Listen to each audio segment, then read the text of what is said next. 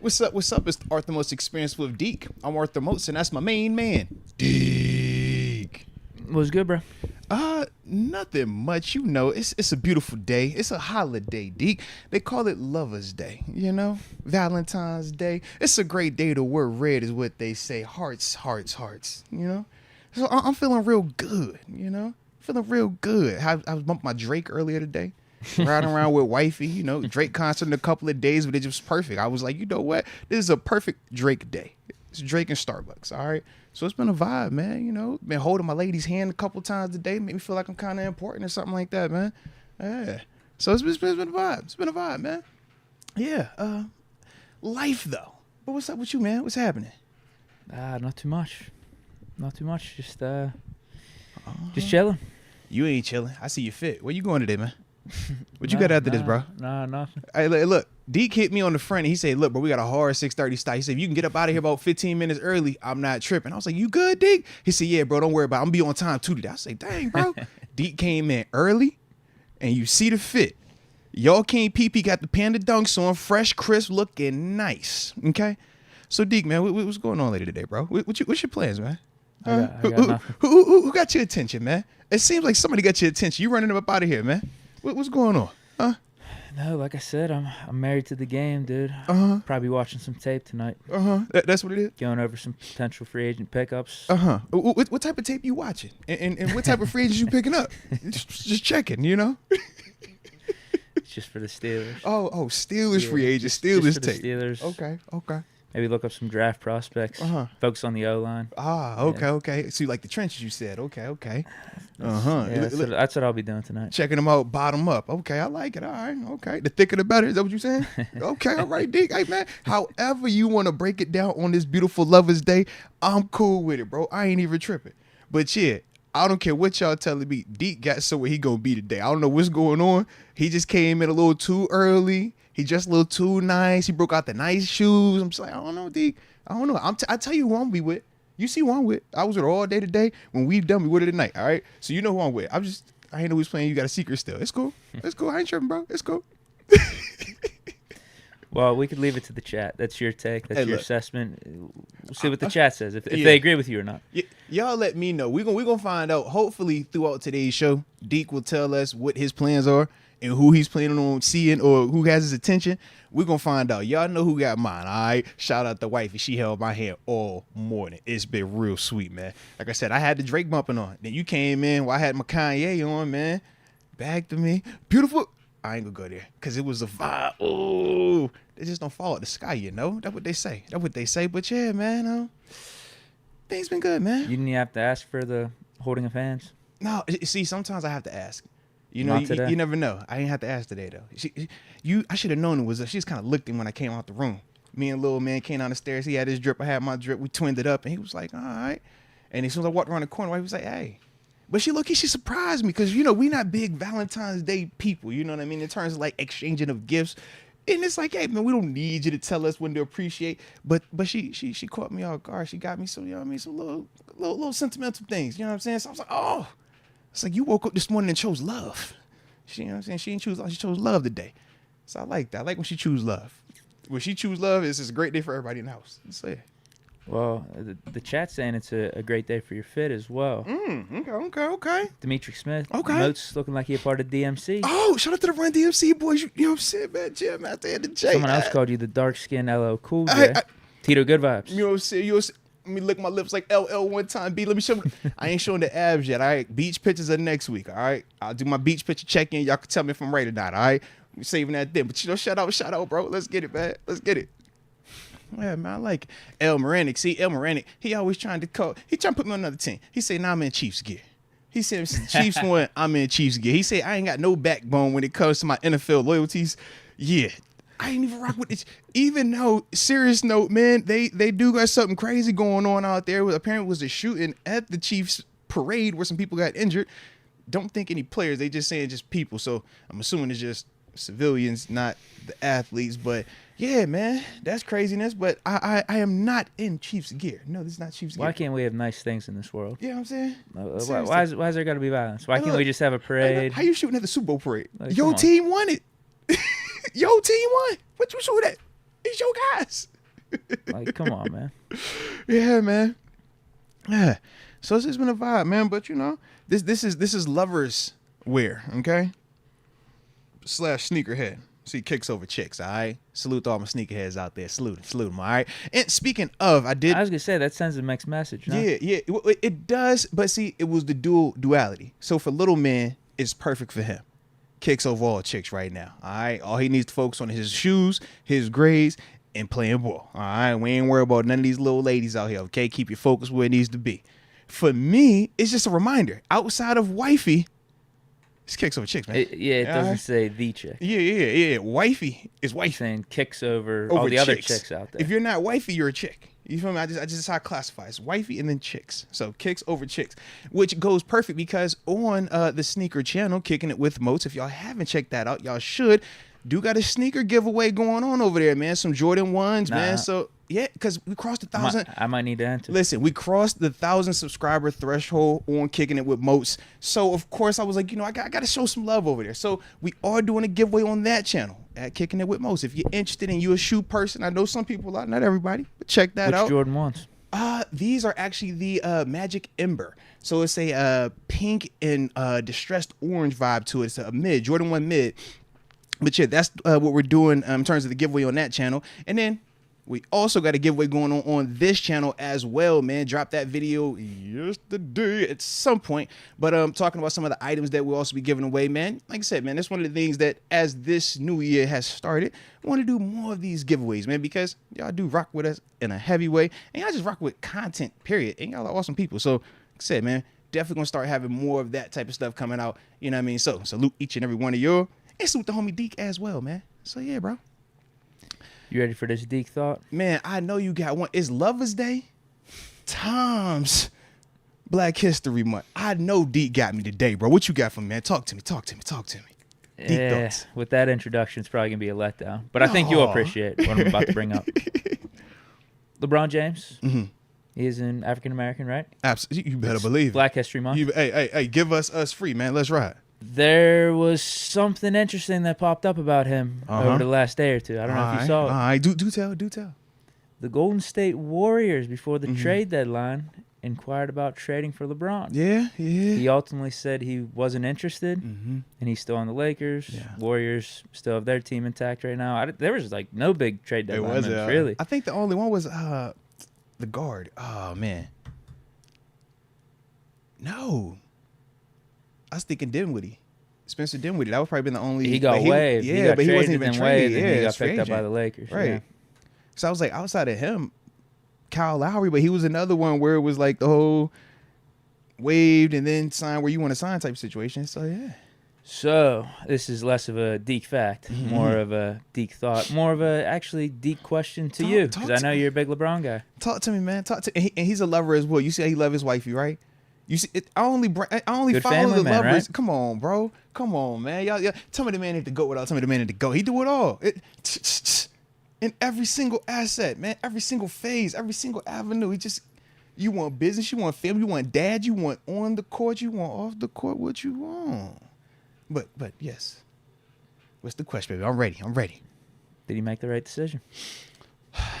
If we're talking about him winning another ring, I don't think so, because I do feel like him going to Golden State, when you're talking about having a shooter like Curry and talking about having a guy that could do the dirty work and play defense like Draymond, a LeBron James with the rest of what would be left over, absolutely, man. You feel like you got a great chance. No different than the Suns with KD. But if you're talking about for LeBron specifically with his legacy, that's one of the ones you technically can't do, because every move that he's made when he leaves is, okay, this is a full offseason. We changed your whole organization. I'm the guy that we're building around. With him potentially jumping to a team mid-season, that gives me KD, I lost 3-1, let me go holler at Golden State the following year vibes. That's way different than any move LeBron has made. So when we talk about LeBron going somewhere, it's, you go when free agency starts, and you telling us who coming with us, and then you got the first half of the season to see if you gonna stay, and then we got the All-Star break, and we're gonna bring whoever else we want to bring in. But yeah, Bron ain't hopping on somebody else save game. Heck nah, man. Bron don't do that. Yeah, the reason I think it would have been a bad look is because the Lakers and the Warriors don't they have just about the same record They're about right now? the same, yeah. But so it's not like he's jumping ship to this greater thing. Although the Warriors would be including him with what their record is right now. This is the thing. I look at that would be the difference. If reverse the convo, if Steph Curry was coming to the Lakers right now, and you're talking about at least having the core of Bron, AD, Curry, that changes the whole dynamic of that team. But for the Golden State Warriors, you're like, oh, we were the same. Now it's night and day, all because of that one player. So that's kind of how I looked at if LeBron were to go, it would look weak because the middle of the season. You know what I mean? It's same with Curry. If Curry and them did it in the offseason, that's like D Wade and Bron. That's like Kyrie and Bron. That's like who was this? Kevin Garnett going over to Paul Pierce and them dudes. You know what I'm saying? Like all at the same time. It's like if it's in the offseason, you got the full build up. It's okay. When you do it mid season, it give me KD vibes. Don't nobody like the KD vibes, and we respect KD. But think about it. KD is forever going to always be undercut because of this move. All of his championships, when we discuss championships with Jordans, LeBrons, Currys, KD, even though he's up there, it always feels less there. It's you call it empty stats, right? Or at the end of the game, it's like garbage stats. Garbage time. Yeah. For guys like Blake Bortles and Kirk Cousins. But on paper, the numbers is like, yo, he's there. His numbers are like this guy. But we're like, nah, that ain't the same, though.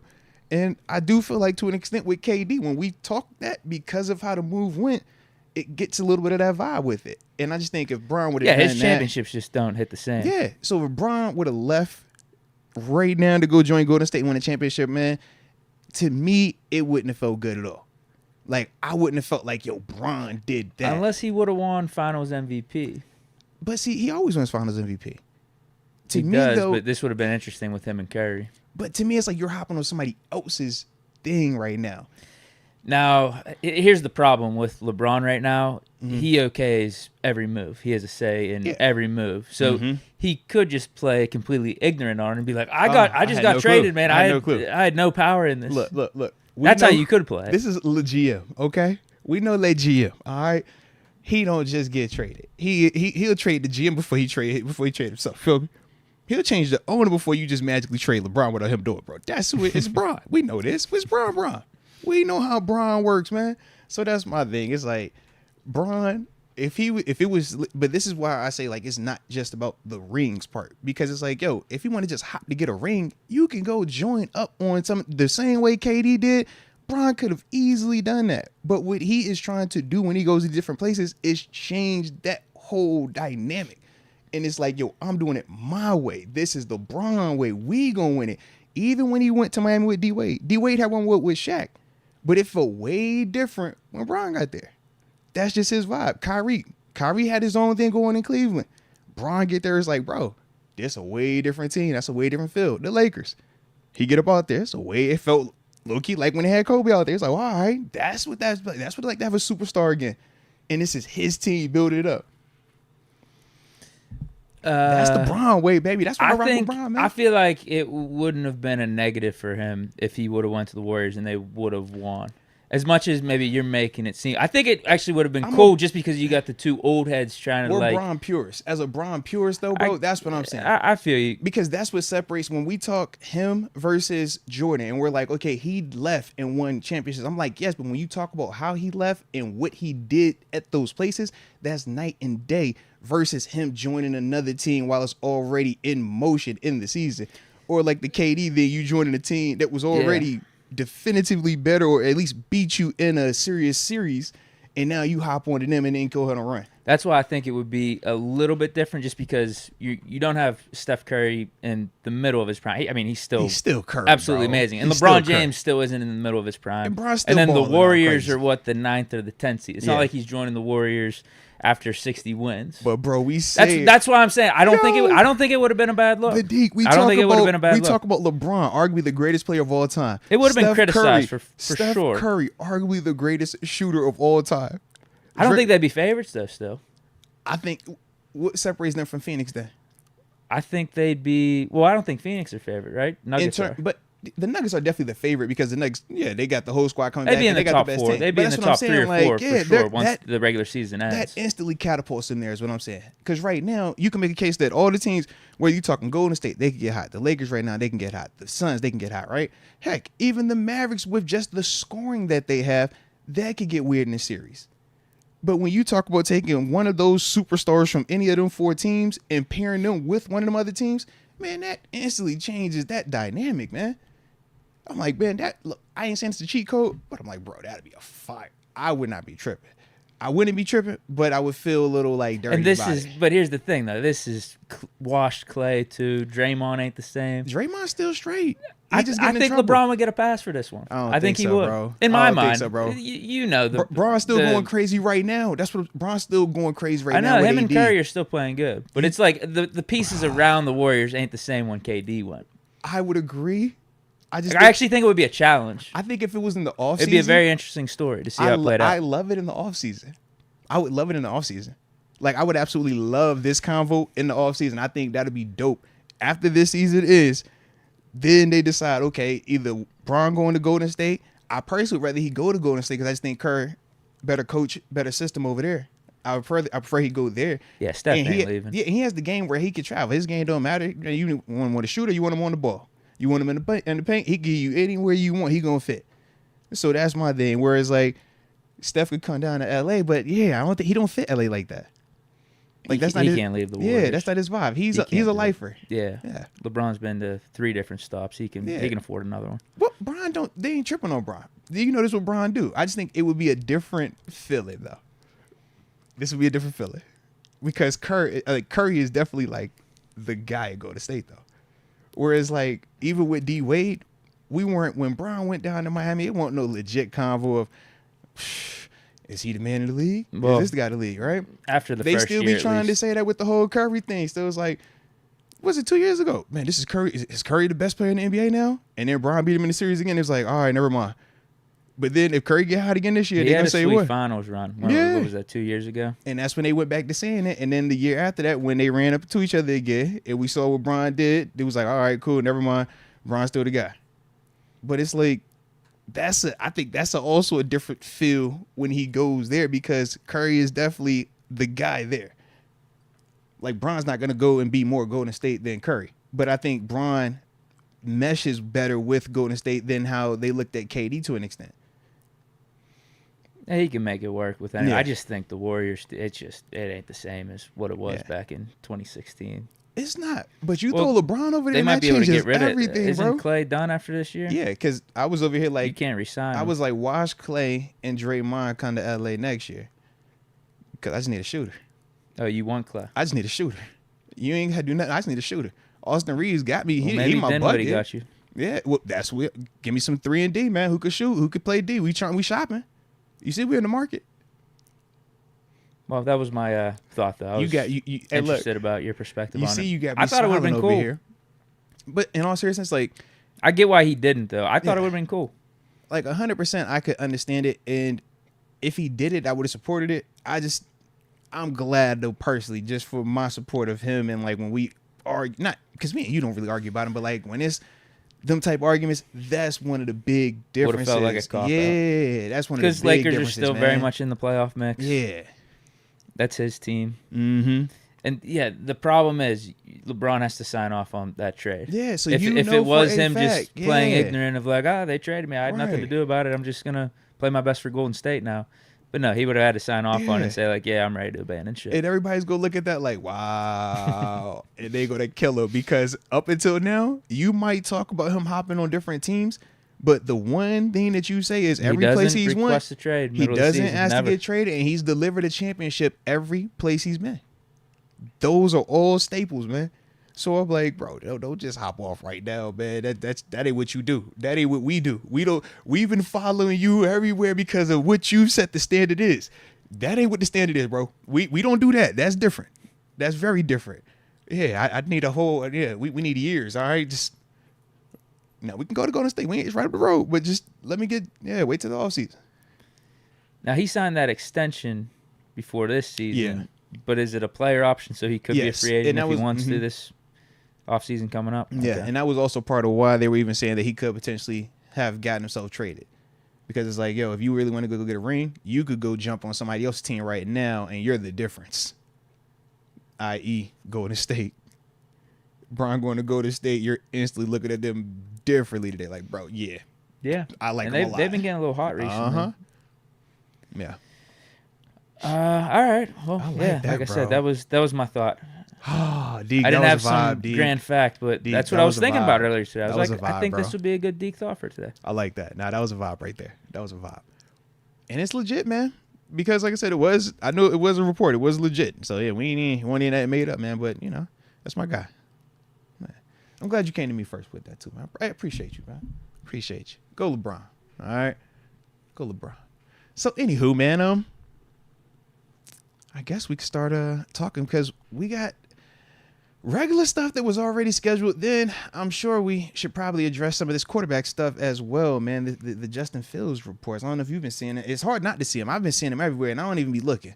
So if Which ones? Because I mean, there's about 10 different ones. That's what I'm saying. So I figured we could just come off the top rope with that, and then from there we can, get it how we live. TG will pull up at 5, and we'll see where that goes.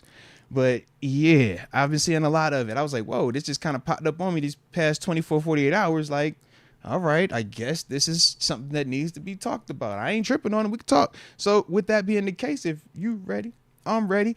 Deke got a hot date tonight, and we're going to find out who it is. So y'all let us know where Deke is going tonight, okay? Where is Deke going tonight on the date? That's what we need to figure out, all right? We got about 2.5 hours to figure this thing out, all right? So hit that like button on the front end. Don't forget to subscribe. But let us know where you are tuning in from the comment section. And after that, we will give those big boy shout-outs to start today's show. So it's pretty simple, all right? You either going to let us know where Deke going tonight, or you going to let us know where you tuning in from. But either way, it's all love. You know that. You know that.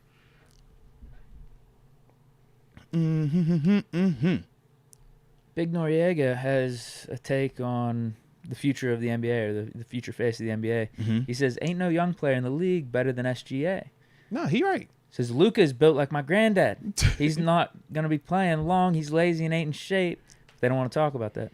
Well, yeah, SGA is hooping. Him, Jalen Brunson going crazy, but at the same time, Luka is a bucket. That's my only thing. And I just think about how Dirk Nowitzki game was, right? He wasn't the most athletic, but he was a bucket. With Luka, we're just saying, man, if you stay in shape or get in better shape, you're going to be even more of a bucket because he's not an explosive player. If you watch his game, he's not jumping over people and dunking. Nah, but he's just crafty and understands how to set up his shot. That's why I think his game is still going to age well, just because he got that European flow to it. And he creates space in the most unique ways. But he's not like a James Harden or a Kyrie or even a LeBron or a KD who can just blow by you. That ain't his game like that. So yeah, I don't think it's going to kill him the same way. But SGA is fire. Absolutely. Tito Good Vibes says, I'm going to the Cheesecake Factory.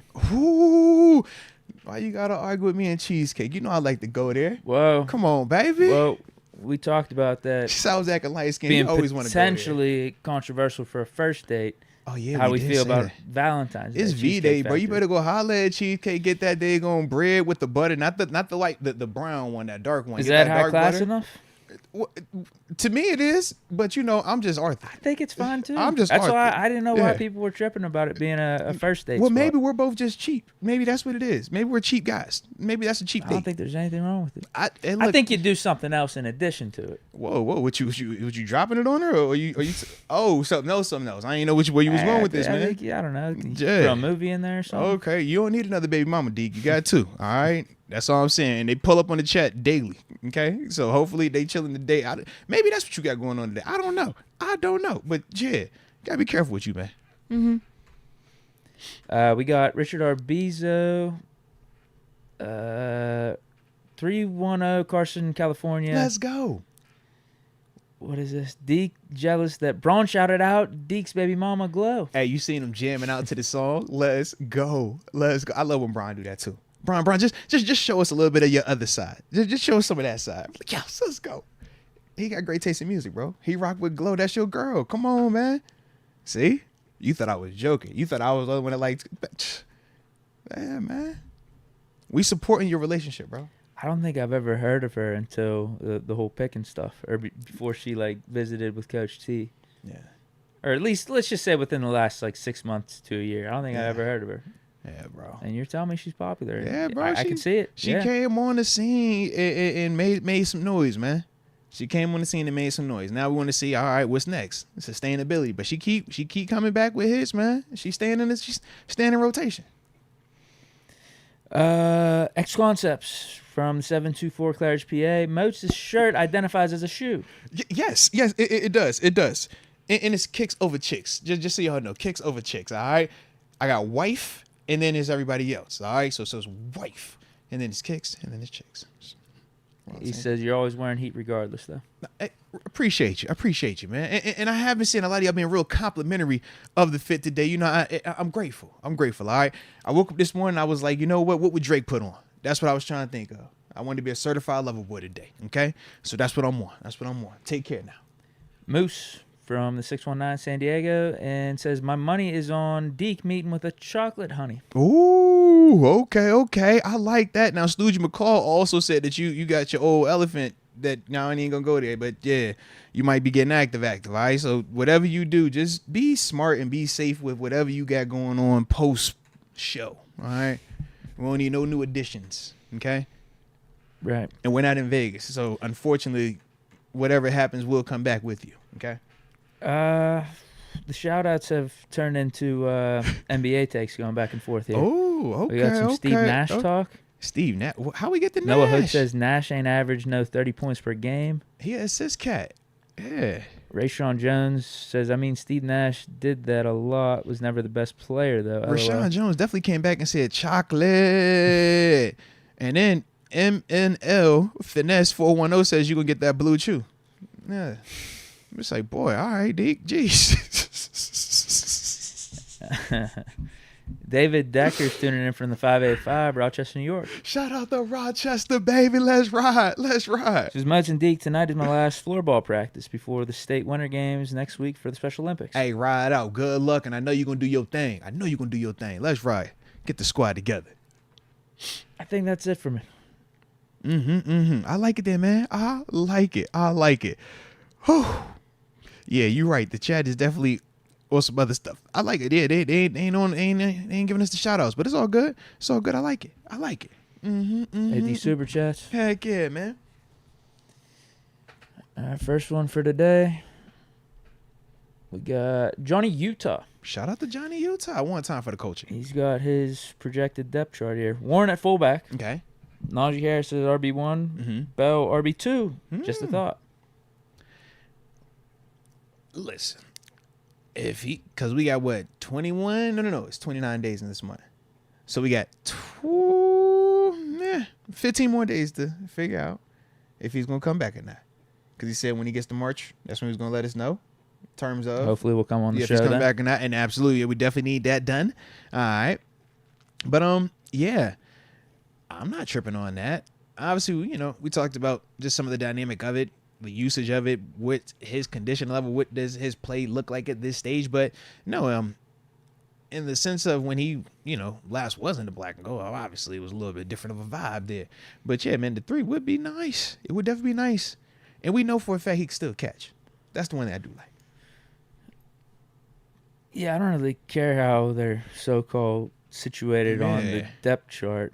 Warren isn't a fullback to me, though. I'm sorry. I low-key flipped it. I kind of looked at it as Najee, Warren, running back, play Bell as fullback, H-back, motion guy, slide, that kind of dude. Yeah, like we started messing with Najee and Warren being on the field at the same time towards the end of last season, which is fine. So I don't care how you call them. But I actually think we're going to try to get a legitimate fullback because Arthur Smith has featured the traditional fullback prototype in the past. Yeah. But, yeah, to have Warren, Najee there, and whatever third running back we have in the mix, if it is Le'Veon Bell, if it's a guy we drafted in the 6th round, if it's a free agent, whoever it is, I think we're going to be utilizing the RBs and the ground game decent amount in Arthur Smith's system. Yeah. Because that's what his pass kind of predicts. Yeah. Greg Yeager, what does the Choose Cup mean for Broderick and Dan? And does it make tackle a top draft need? Man, that is actually something that we do intend to talk about more in depthly. But I do think that, when you talk about moving on from Chooks, trying to think, man, without getting too heavy into the convo, I just think that right now we feel at least good about one of those two guys being a starter. I think that's what it says. I think the moves that we might see following it will determine, do we see both of these guys as starters or just one of these guys as starters?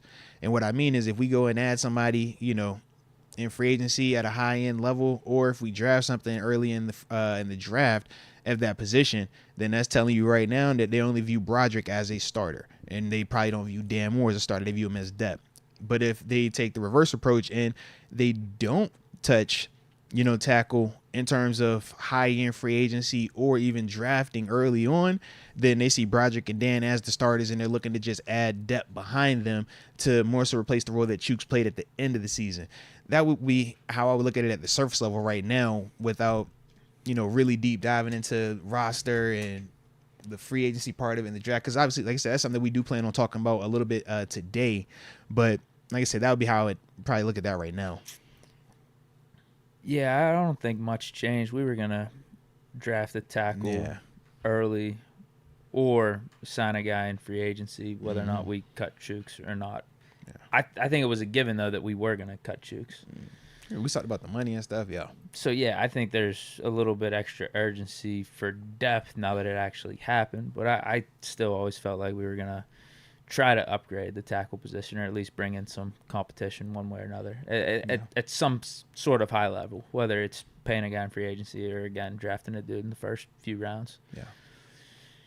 Jacob Fuentes tuning in from Bakersville, California. Bakersville, let's ride. Got let's the day ride. off, so I'm catching another live. Hey, I salute you, Jacob, and we appreciate you tapping in with us on your day off. Hopefully you're enjoying Lover's Day, all right? Hopefully you got a good, day going, good night planned out for you as well with whoever, you decide to spend your time with.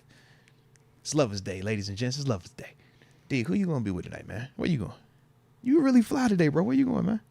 Nah, this is standard fit. That's all right. He still ain't telling us. It's standard fit. It's Morton's. You fat heads. Where you at? Deke go to Cheesecake. It's cool, man. Cheesecake, good spot, man. I like cheesecake. Zick Shazier, remember when in the upper room got phone calls? What happened? Not trying to press. Got some things on my chest, though. You're too famous. I can't call in anymore. Hey, nah, man. The difference was this, man. We started doing them live. And the people actually be acting like y'all enjoy more the live stuff. So that was why. Yeah. If y'all enjoy just the voicemail versions, we could go back to that. But yeah, people was liking the lives a little bit better. So that's why we did the whole live element of it, man. But we don't discriminate. I mean, shoot. It's about y'all anywho. You know that, baby. But shout out to you, man. One time for the culture. Dondre Zell praying for the people at the Chiefs Parade. Yeah, they said, one person is died, 3 are in critical, 10 people total were shot. That's what they just put on in terms of the update and stuff over there, man. This is on ESPN. Yeah, bro. It's on ESPN, but it looks like broadcast. It looked like ABC the way that they took over it, man. But yeah, man, definitely sad situation out there, man. Yeah. Like you said, the day going Super Bowl parade, bro. What we doing, man? Richard Arbizo also says rest in peace to the lives lost in the Super Bowl parade shooting. No, seriously, man. Seriously. Yeah, I don't even know like all the details. I seen it was up on the roof. The one set of police. So yeah. Dondre Zell, other than Mike T, what is a good selling point for our team to be able to attract free agents? I would say right now we have a young core when you're talking about some of our offensive players, right? When we're talking quarterback position, if we're selling it as Kenny Pickett, then that means you have a young quarterback that you're going to be able to bring in more assets that cost a lot more money because he's cheap right now. So we could bring in not just you, but another talented player to run with you or a guy on defense to ball out. Offensive line wise, we got a Broderick Jones. So we feel like we got a staple in terms of our offensive line to build around. Now everything that we doing is saying who's going to be his running mate for the next 4 to 5 years. All right. When we talk running back room, Najee's already here. He's established. Jalen Warren's the young pup making a lot of noise. So, shoot, maybe not this year, but you can always spend the block next year, Mr. Running Back, and we're going to have an opening for you. So that's another selling point. Then defensively, who don't want to play with T.J. Watt, Alex Highsmith, Larry Ogunjobi, right? In terms of Cam Hayward, we know that's still up in the air because of his contract situation. But when you say, man, we got a T.J. Watt that's going to be pass rushing, you got a Minkah Fitzpatrick on the back end, you got a Joey Porter Jr. that's outside on the corner spot. Whatever you bring to the table, you going to be the difference between us being good versus great. Can you be the difference maker? That's what I'm looking at. Any of them free agents, man, trying to attract them offensively or defensively. And then special teams, you see what happened to the last punter, right? If you do your job, man, you'll be here for a lot longer. Okay? It's simple. Do your job. How you selling it to them? I'll take it a little bit even off the field and just say it's the Steeler brand. That too. Mm-hmm. Pittsburgh Steelers organization even too, but also the fan base. Like this is a place that cares. We're a prestigious program. We're easily one of the top 3, 4, 5 organizations in the NFL, like throughout NFL history, just what we stand for and what the standard is here. So like that's one thing. Like there's not many other organizations like ours and how we do business, or even have as good of an owner as a Dan Rooney. And then you do have Mike Tomlin, but he also asked outside of him. So that's one thing. But I'd also say like we went 10-7 last year. Like we have a good team. I think we're just missing some pieces. I know there were a lot of injuries that happened last year. The big question mark is the quarterback. I think we got a almost ready-made squad surrounding that position. Yeah. And now we're just trying to find out if Kenny can be the guy. Could it be Mason? Could it be whoever? And it should be an exciting year. Yeah. And then the last thing I would say is they will pay you. They are loyal. They will, if you earn the money, they will pay you. From experience. So, yeah, not all, because we said free agents. Pure bloods always get paid. Free agents, though, sometimes you go to organizations, you like, bro, they don't really rock with outsiders here. Pittsburgh is not like that, man. If you can ball, bro, they don't care. They will love on you. The fans will love on you. And then when you retire, you can meet up with a dude named Deke or a Deke version, younger version, you know what I mean? And, yeah, it's going to be an absolute party. All right, so that's what I would tell them, too. Just say. Arctic Adjuster says, Deke, don't be cheap. Take her to Siena Mercado. Ooh, Siena Mercado. Now he's speaking my language. I like Siena Mercado, man. Which level you on, though? You on the meatballs? You on that level? Or you on that pasta level? Or you going up top, man, where it's bougie, you get the big-time club atmosphere, man? Where you at? Deke, you look like you take somebody downtown, bro. I can see that vibe, bro. You going downtown, Deke? You going to Siena Mercado? Because you got meatballs there. That's a cool little vibe, bro. I'm a good time, man. It's a good little vibe, man. You stumble up out of there. You like, what you might walk into? I'm just, all right, Deke. You got the fit for that type of look, too, bro. For that type of scene. I'll see what you got going on. Let's see what's going on. Dondre is, what's so wrong with Fields? Because I don't watch the Bears, but every time I see something about the Bears, I see Justin taking a QB run, 80 yards for a touchdown. So, yeah, man, let's talk about it. A lot of what's been putting out there these past couple of days are reports about interest from the Steelers, specifically Mike Tomlin, in Justin Fields. Talking about his affinity for Justin Fields, and looking like there is interest. Now, to what level, we don't know. Obviously, whenever you hear the name Justin Fields and Pittsburgh Steelers, you get everybody up in arms and they go crazy. And I understand it. But I think what we'll do, man, because I don't think me and you have ever done this talking Justin Fields specifically. Let's do this two ways. To start the convo, let's specifically talk about why would the team be interested in Justin Fields? Because clearly there's interest, right? So we can't just be like, oh, he sucks, he's trash, da-da-da-da. It's like, yo, clearly they like something about him. So even in the chat. Or even just there could be a case for bringing him in. Right, so it's like, we're going to do it two ways. The first part, though, let's make the case of why would we bring in Justin Fields? Why is Justin Fields an appealing option to the Steelers? Okay. You want to go first? You want me to go first? Yeah, I'll say a few. Okay. High upside player, for sure. Don't think he's met his full potential in the Chicago Bears system. But at the same time, he's proven that he can play in the league. Again, to what level? We don't exactly know right now. There is uncertainty revolving around him.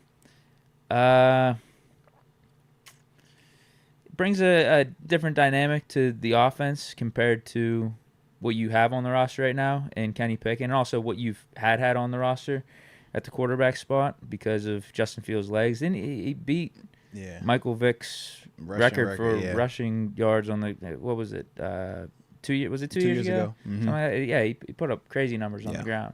So that's a whole different dynamic. If he get his passing game improved even more, and I think he's improved it as time's gone on with him in the league, but I don't think it's completely there. I don't think it's where it needs to be. But to be able to improvise and make things happen with your legs and keep the chains moving, like, that does count for something. I don't think, see, we go back and forth on this. I don't think it would cost anything crazy. It all depends on how you look at it. Are we giving him the 5th-year option when we trade for him? I feel like that's a little too much, but because what, that's through 25, right? 25 mil, something like that. Yeah, I don't, yeah. I'm probably less concerned about the pick than as I am about the just giving the dude a 5th-year option, sight unseen, with him being on the Steelers for 2024. Yeah, but I also think like a 2nd-round pick feels steep to me too, where you could be. Well, I guess we're getting into like why.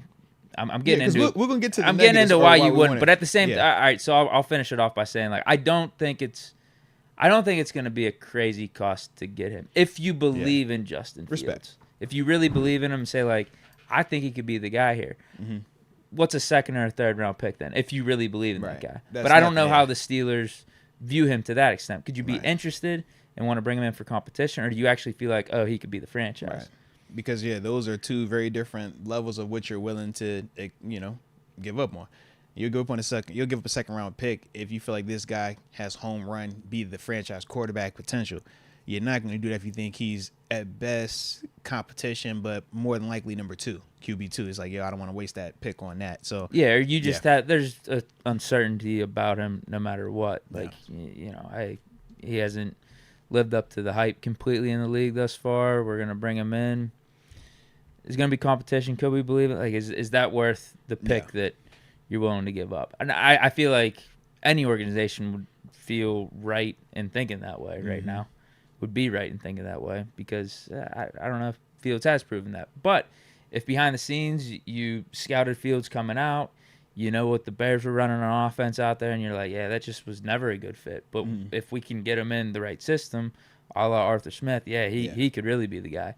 And then so if you think that 2nd and 3rd-round pick you ain't stressing over that much. Okay. No, I like that. For me, man, in terms of why would I want to get Justin Fields, extremely explosive athlete, very, very raw talent, just in the sense of he can go 80 yards and score with his legs. We saw firsthand in the postseason what that does to your defense when the quarterback can pull it and just run like that, man. So he has that element.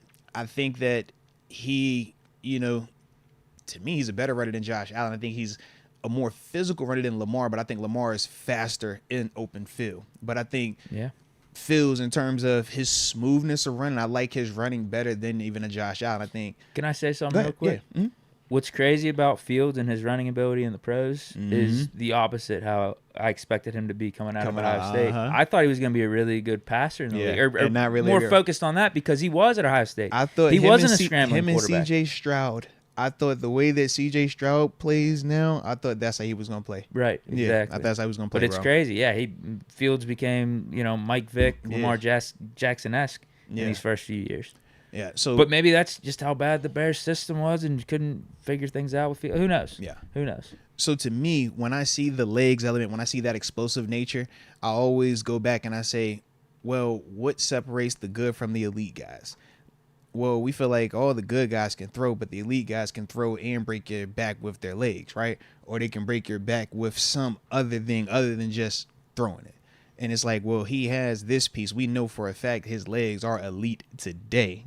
That is no other thing added. That's there. I also know he has a strong arm. So in terms of my concerns with him passing, I look at it as more, if I could get somebody that can coach him to be more fundamentally sound and consistent, he has the tools to throw the ball at the NFL level at a high level. He has a strong arm. He's good touch too. Yeah, good touch. But to me, I just think that I look at it as, man, if I can get the right guy to actually get in your ear, and I don't know Justin Fields. I don't listen to his interviews, so I don't know if he's a football guy, if he's a Kyler Murray type of dude. But either way, it's like, man, if you believe that you can get him around some good coaching, and that will be the difference of raising his floor, you potentially got a franchise caliber quarterback. That was why he was drafted. That's part of even why it's a debate right now for the Bears of if they're going to keep him or move on and bring in Caleb Williams. Any other quarterback or the majority of these other quarterbacks, that's not even a conversation. But because of how talented Justin is, that's why it's there. I also look at the Bears organization as a whole, and they struggle. Whether we're talking the scheme, whether we're talking coaching staff, whether we're talking the personnel, the receivers, I'm looking at your Chase Claypool and DJ Moore, and it's like, all right, your Cole Kmet, but it's a different type of personnel. It's a different type of vibe. But I'm saying to myself, man, what if this is a Deontay Johnson? This is a George Pickens now. This is a potentially a Pat Fryer move now. That feels a lot different to me. Maybe it's because I'm more familiar with these pieces, but I know for a fact I've seen Chase Claypool. I like GP and DJ over him. And he was one of his receivers. So when I think of that part also, I'm like, okay, I really, really like this. And then even the money element, right? If I can do it for a first rounder only, and obviously you got to pick up the $25 million for the 5th year option, I'm not tripping because of this. I'm only making this move if I truly believe he can come here and be the guy. I'm not giving up a first round pick if I don't think he can come here and realistically beat out Kenny. So to me, I'm saying I'm going to potentially get this dude for the next 2 years on his regular deal and that 5th year, $25 million year deal. So I got 2 realistic years before I got to break the bank. $25 million is on par with, I'm trying to think, is that might be the Geno deal. It's not the not the Danny Dimes. It's the Geno. I'm like, I can live with that as a risk on the front end because I do feel like you've proven a lot more, at least right now to me, that if I'm going to make this move, I'm making this because, you're coming here to beat out Kenny. And now that I got to guarantee this 5th year option, I'm going to get these 2 years before I got to decide if I'm going to give you this $100 million contract or not. That's kind of how I look at it also as a positive. But I'm only doing that if I truly believe he could be the guy. Because like we said, you're not trying to give up a first rounder or a 2nd round pick for depth or for QB2. That ain't what you want. And that's part of also what we currently are dealing with, even with Kenny Pickett, because he's the first rounder. But like I said, I would say those are the reasons for me in terms of why I would bring him in. If you can have success to any level like he's had with everything that's been around him and with all of the negativity that whether it's talking about him specifically or his surrounding settings, it's like, man, this dude has still found a way to put up some pretty productive things at this level, regardless if we're saying it was when you were down 2 scores or if you were winning the game. It's like, man, we can't say that about everybody that plays this position at the level, at the NFL level. You at least have this guaranteed. We've seen these productions. We've seen whether it's with your legs or with your arm. We've already seen you produce.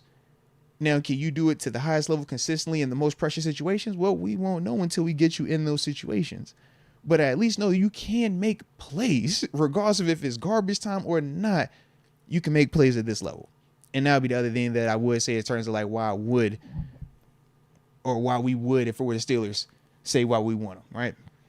So, well, yeah. I would even say too. I don't know if I hit on it or you hit on it, but just the fact he would be probably the best competition for Kenny you could bring in right now. Yeah, if you actually want to do a series, him or Mason, I would go back and forth. I'd maybe argue Mason, but if you can't get Mason, I mean Fields is the best guy. I'd say to bring in and to like really have this open competition. It's like quarterback spot up for grabs. He would be the best guy.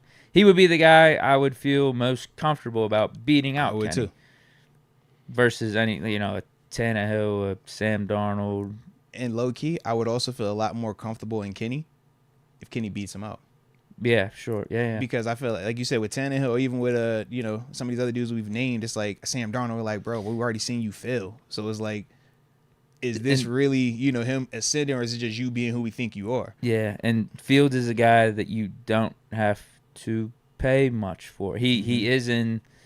You're giving up the draft pick, but in terms of the contract for the season, and for the specific position, he's in the realm of some of these other free agents like Mason Rudolph, Tannehill. Now I think his contract's a little bit higher, but you get him. It's in the single digits. Yeah. You do got to give up the draft pick, but it's not like you're bringing in the Kirk Cousins, the Russell Wilson, where you're paying 35, double digits, 20 million. So you're getting a Justin Fields who's got all this upside at the same price you'd be bringing in a dude that I just don't think would be as good of a competition. Yeah. Like a Tannehill, like a Sam Darnold. And I do agree with that. Zach Wilson, I don't whoever. think any of them dudes are as good competition as Justin Fields. I think in terms of like what I would feel the most confident in with either one of those dudes won it, I do agree with those two specifically. Yeah. So, from my standpoint, I get what you're saying about the fifth-year option. I'm not a fan of giving him the fifth-year option, but that, again, is only thinking if – in your opinion, he's the guy. Right. He's the guy. And I don't feel good about that either, but I don't know how the organization would feel. Yeah. But no matter what, if you bring in Fields, you trade the pick, don't give him the fifth-year option. What are you giving up? Again, I don't know. Second, third, that's my take on what it's going to take for Fields. But you have this competition, this high-level competition between two guys you both believe in, have this upside, can potentially be the guy for you at the most important position. Like that's the case, I think. Like, you know, you're investing even more in the most important position on the football field. Yeah. Now, that was, like I said, the positives of why we would want him, right? If we were the organization, what would be the reasoning behind it? I know everybody in the chat outside of Jacob Easton feels like John Easton. Or I said Jacob Easton because I'm looking at Jacob Malacio talking about John Easton. Everybody else was able to give us some positive about Justin Fields. Jacob said he ain't seen nothing. He not said Jacob again. John said he ain't seen nothing. He just went right to the neck. He's like, nope, he's trash, he's bad. Just can't be nothing good. All right, so we are going to transition to some of, well, actually, let me read a couple of the positives real quick, though. Shout out to my man, John Easton, though. All right, shout out to John Easton. But the Matthew 415 says, you bring in Fields, he's the starter immediately. Toledo Turk Gang says, if they want a second, I'm all over it. Mikey says that a second or third, that has to be the price. But if it is, then he's good. If it's a first rounder, no way. Nathan Manco says, if we sign Justin Fields, Fields is going to start. Okay. Noah Hood says it wouldn't be a competition. He thinks Justin Fields will start immediately. I do think it would be a competition. I think Fields is more talented, but I don't think he's as consistent right now as Kenny. And if Kenny were to raise that part of his game, that is where I would want to see where Fields would go next. But that's what makes both of these dudes, when you're talking about them being here and why they low-key would match up really well, that's part of it. But they are very different also in their styles. Yeah. All right, let me see. Okay. All right. Those some good good positives right there. Good positivities. Yes. So, and Big Mabe said Fields is a baby Lamar, just much more dynamic. I don't know about that. Yeah, I was gonna say that's heavy praise. Heavy praise. I think he's got potential to be a better passer. I think he's a more natural thrower of the football. Yeah. But Lamar's just flat out improved his pass. It ultimately comes down to what do you do on the field. Like I see more potential in Fields' passing game, but Lamar's just flat out improved his passing. Like you check the stats on that. Whereas still early with Fields. Numbers, bro. Yeah. But like you go side by side with them throwing, it's like you see that with Fields. It's like I think he throws the ball better than Lamar though. Yeah. But you still got to complete passes and be more accurate. Mm-hmm. So let's get to the negatives. You want to go first? When we go first? Sure. I'll go first again. You like going first? I noticed that about you, man. It's because Valentine's Day. Nah. You like to lead the dance. I see what's going on here. I see. All right, bro. It's cool, bro. Hey, you the point guard, man. You got it, bro. I mean, the dude hasn't won to the extent that you'd want a guy to win in the league. He's 3 years in, and we're making excuses for him a little bit. We're trying to talk ourselves into him potentially being a team's franchise. Now Kenny, he's 2 years in, year and a half based off like the total games played. So I would feel like after 3 years, like if we do roll with Kenny here after this third year, like we should know. Like we should know. So that's the frustrating thing about Fields is because he does have the flashes. We do see some signs with him, but at the same time, how often is it after 3 years that all of a sudden a dude goes to a new situation and becomes a franchise quarterback, becomes the guy? Like how often? I mean, I get there's outliers out there, but usually after 3, it's like Yeah. I'm even thinking back to his draft class. What? Zach Wilson, Mac Jones, Trey Lance, him. I mean, he's second out of that group because Trevor Lawrence. I'd put Trevor Lawrence number Trevor's one. Been more consistent, as the best quarterback out of that class right now. But he's probably 2. But and remember, Trevor got a playoff win too. Yeah, it was a good playoff win too, and come from behind, bro. Yeah, almost. He actually did give the Chiefs a run for their money. I was going to just say ran not into the almost. Chiefs. You know how it goes. Yeah, the ran into the Chiefs. The running back, the Jaguars running back, fumbled when they were in the red zone. They're about to make it a 1-score game. But other guys that you could bring up, like a Sam Darnold after 3 years. Yeah. It's like, dude, like you just know. In terms of that 3-year mark, realistically, I mean, Josh Allen is probably the poster boy right now of the big jump because Lamar was already MVP in his 3rd year, wasn't he? He got it their 2nd year. Being the starter. Yeah, 2nd year. Yeah.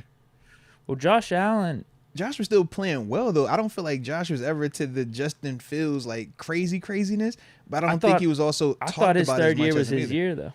No, Isn't the one that's the one where he had the 4,000 yards and stuff? That's why I said he's the poster boy to me right now of that big 3rd year. We knew, all right, this is what it was. Like, yeah, so Fields, now for Fields, we're talking 4th year. Yeah, we're talking 4th, absolutely. Because it's like, who else outside of that one? I guess you can make a case for Baker. Jump? But Fields has not been as good as what Baker was in Baker's first 3 years. Like, Baker was pretty decent his rookie year. Baker was good. It's just it got loud for Fields in Chicago, where it started becoming, we got expectations. We think you can be this. Really, when he broke Mike Vick's rushing record, it was like, whoa, okay, you're about to be the next up. In the arm, or not just the arm, it's just like everything hasn't been consistent enough. The development hasn't been enough, and that's part of why the question is what it is. But then you see how he finished last season, and that's why we are right here having this discussion, and why Chicago was losing their mind trying to figure out, do we keep him or do we go to Caleb Williams? Because not even trying to be funny, but just think about if we had the number 1 pick right now with our current quarterback situation and Caleb Williams is on the board, would we be debating, would we be keeping Kenny Pickett or trading him? Or would we be like, Kenny, man, we appreciate you, but you either QB2 or we're going to holler at you? That's a testament to Justin Fields, bro. Through all the ups and downs, and that's why the conversation is even worth having, because it's like, we know how everybody's looking at Caleb Williams, bro. It's not a lot of quarterbacks that aren't proven already that you would be having these debates about would we even keep him over Caleb Williams. But because it's Justin Fields and what he brings, and even though it's been 3 years, it's like he's still young for the position. That's what makes it so intriguing, man. Yeah, I get it.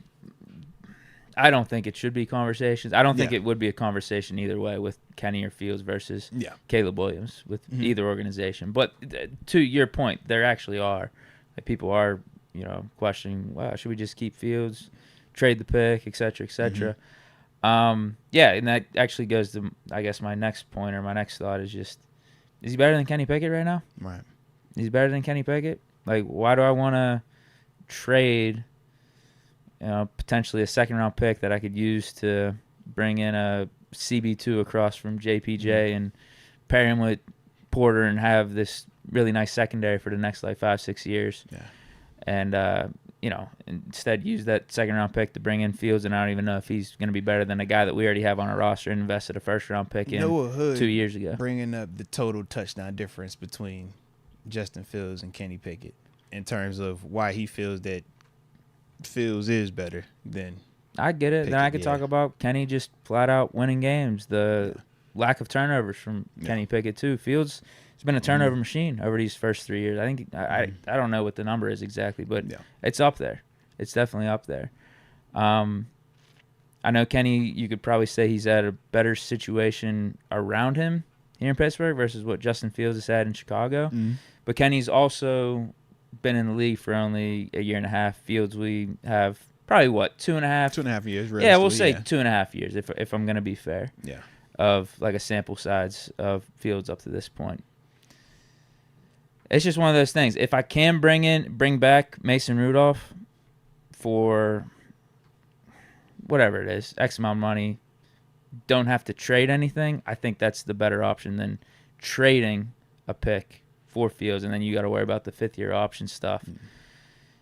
Like, I'd just say bring in a dude where you're not giving up assets like that. And I think right now it's a conversation. I'd lean Mason Rudolph over Fields right now, just based off. I know it is based off those 4 games, but now people I've never seen Fields like being younger also than Kenny and Mason. Yeah, I mean that's a case for the positive for sure. Yeah. It definitely goes along with just the upside and all that. But I mean Mason, just like that command and what he showed in like those last 4 games, like I'd take him over Fields right now. But now, question: Mason's last 4, and we talk about Fields' last 5-6 games of the season. That's the big reason why the narrative shifted back to does Justin Fields stay in Chicago, was because how he also finished the season. So even though we put in a lot of that credit and praise on Mason, isn't it just as impressive what Justin Fields was able to do at the end of his season? Because that was my heart. I mean, that's kind of why I fell on it as well. I'm like, man, as much as I love what Mason did, I'm like, Justin Fields was cooking over there also at the end of the year, and that was why they finished where they finished, and why this convo about do you keep him versus Caleb is even happening, because of how he finished the season. Partly why we are even talking about Mason coming back now was because of how he finished the season. Yeah, I can't argue that. I mean, that's why we are talking like this. I didn't watch all the Chicago Bears games, and this is what's going to potentially kill me this offseason before we even get like a month into it, is this Justin Fields talk. Like, do I really need to go back and watch every Justin Fields game now? Low key, I swear. Like, I do not want to do that. I'm with you, bro. I do not want to do that. We on the same. I felt like today I literally had to cut on more Justin Fields, and I've already watched Justin. I have zero I watched desire. a couple of them games already. It was like, well, let me go back and rewatch another one. Maybe I'll just give you. I'll give you my feeling anytime I like. No joke. There was a point in time last year, middle of the season, where I said Bears games and Jets games are not allowed to be on TV because of how bad their offenses were. Now I get it, our offense wasn't guns blazing either, but like that's really how bad it was with the Bears. And a lot of times that I've seen with Justin Fields, like it's bad, bro. Like it's really bad. Some of the stats that we're talking about, they are garbage time. Like they are just like these inflated stats being thrown out there. There hasn't been a time where I watched Justin Fields and was like, yeah, he's in like this type of command that Mason Rudolph is. For those last 4 games that Mason was playing, I've never felt that way. And I'm even talking about like Fields. Whenever he had like those 4 touchdowns on like Thursday night, some of those dudes, they're just wide open. They're just sitting there wide open. It was cool. Like they were good games, but what Mason did, I don't know, man. I don't know. I don't know if Fields has shown that just yet. I mean, I hear what you're saying. I do. I think for me, I got a little bit different perspective, because I always say to myself, man, if you can make a play, you can make a play. And if garbage time stats are so easy to come by, why don't our guys have great garbage time stats? You know what I mean? But at the same time, when I'm, thinking about this just Justin Fields dynamic, I do feel like if we are trying to go cheaper for competition, then yeah, Mason Rudolph. I think we're trying to have a legitimate competition, then you're going to pay more for it, but you go get a Justin Fields. This kind of goes back to when we talk about players, right? Whether we talking free agency or the draft, the better the player, the more they cost, because they're coming with a higher floor. Justin Fields, throughout his career, has been more productive than both Kenny and Mason. For whatever reasons, on paper, he's been the more productive player. So that's why he costs more. That's why we know whether you're trading for him, he's going to cost, and whoever you trade him to, they picking up an option that's also going to cost. Because to an extent, he's already proven a lot more than what Kenny or Mason has done. The big question is the finances. So I think this is when we come back to the whole dynamic of, is cheaper necessarily the better option? And I think that's what we all are kind of wrestling with right now. I think it could be. That's Right. my take. And I think that's the debate. I think Yeah. Mason might be a better option right now over Justin Fields. Because that's flat the out. debate. I think that could be a smarter play. But we're going to bet 4 games in terms of that sample size, in terms of the Mason dynamic, versus what we've seen from Justin Fields over a 3-year sample size. And that's the part that I'm sure Mr. Rooney, Omar Khan, Mike Tomlin, they all having them internal conversations. They're looking at what Kenny has done and the variables surrounding him. Mason, the variables surrounding him. Justin Fields, the variables surrounding him. But at the end, I do feel like it's going to boil back to that. Low key, in-house hire, spend a little bit of money, get something that's a little bit more sexy, a little bit more proven, and really more splash worthy. We know how we felt about certain in-house hirings that we've made, in-house promotions. It's like, bro, this is cool. This is cheap, though. This is cool. It's familiar, but is it really nice, or is it just comfortable? And then it's like, well, man, they went and got that dude, and why don't we spend like that? They went and did that. That's a big move. We seen how that happens. Why we don't do that? I just think that we're in that phase right now where we can kind of change that narrative. We did with Arthur Smith. We've done it with Brian Flores. Why not do it again right here? Because those two, or at least with the first one with Brian Flores, we saw that worked. We're going to see with Arthur Smith, but I do feel like it should be an upgrade over what we just came from with Matt Canada. So I'm hoping that this should be in the right direction. But the next part where it's like, okay, do we want to keep going back to what we've been doing where we stay in-house, where we kind of do the more cost-effective, cost-friendly version? Or do we spend a little bit more money? Yes, a little bit more exposure to negativity, but we also got a lot more exposure to something explosive happening as well. And that's kind of like where I'm stuck with, them two dudes like that, man. Yeah, for me, I think the Fields case is his case over like Mason. Let's just say bringing in Mason versus bringing in Fields. I think his case is more predicated on the potential and upside versus what he's proven versus what Mason has proven up to this point. Because again, like up to the middle of last season, like Bears fans are like, yeah, Fields ain't even like this Badgett dude is better than Fields at this point. My only issue is this is the easiest guy to like move on from right now and go get Williams but my or whoever. Only issue is this though. We were saying the same thing about Mason. We were saying the same thing about Mason at that point. Yeah, but it wasn't based off his play up there. Like, we hadn't seen him in two and a half years. So it was based off of his play because when we saw him 2.5 years ago, his play didn't look like the last 4 games. So that's my whole thing. It's like at both points in this season, Mason wasn't viewed as the guy. Mason is the recency part. He had the 4 games where he showed great play, very different than we had ever seen from him. But that's what I'm saying is the same thing what they're saying about Justin Fields at the end of the season over there. I don't want to go back and watch Justin Fields games right now. It was. That's what we're gonna have to do, bro. Because what I want to say right now is like, I mean, it was all right. It was all right, but like, ultimately, they didn't get back into the playoffs. Yeah. They still had losses. That's what I remember. Like, it was good where they became a little bit of a story. It's like, all right, but it's still, job didn't get done. Hey, look, we could minimize it like that. I'm gonna go back and I'm gonna cut that tape on some more.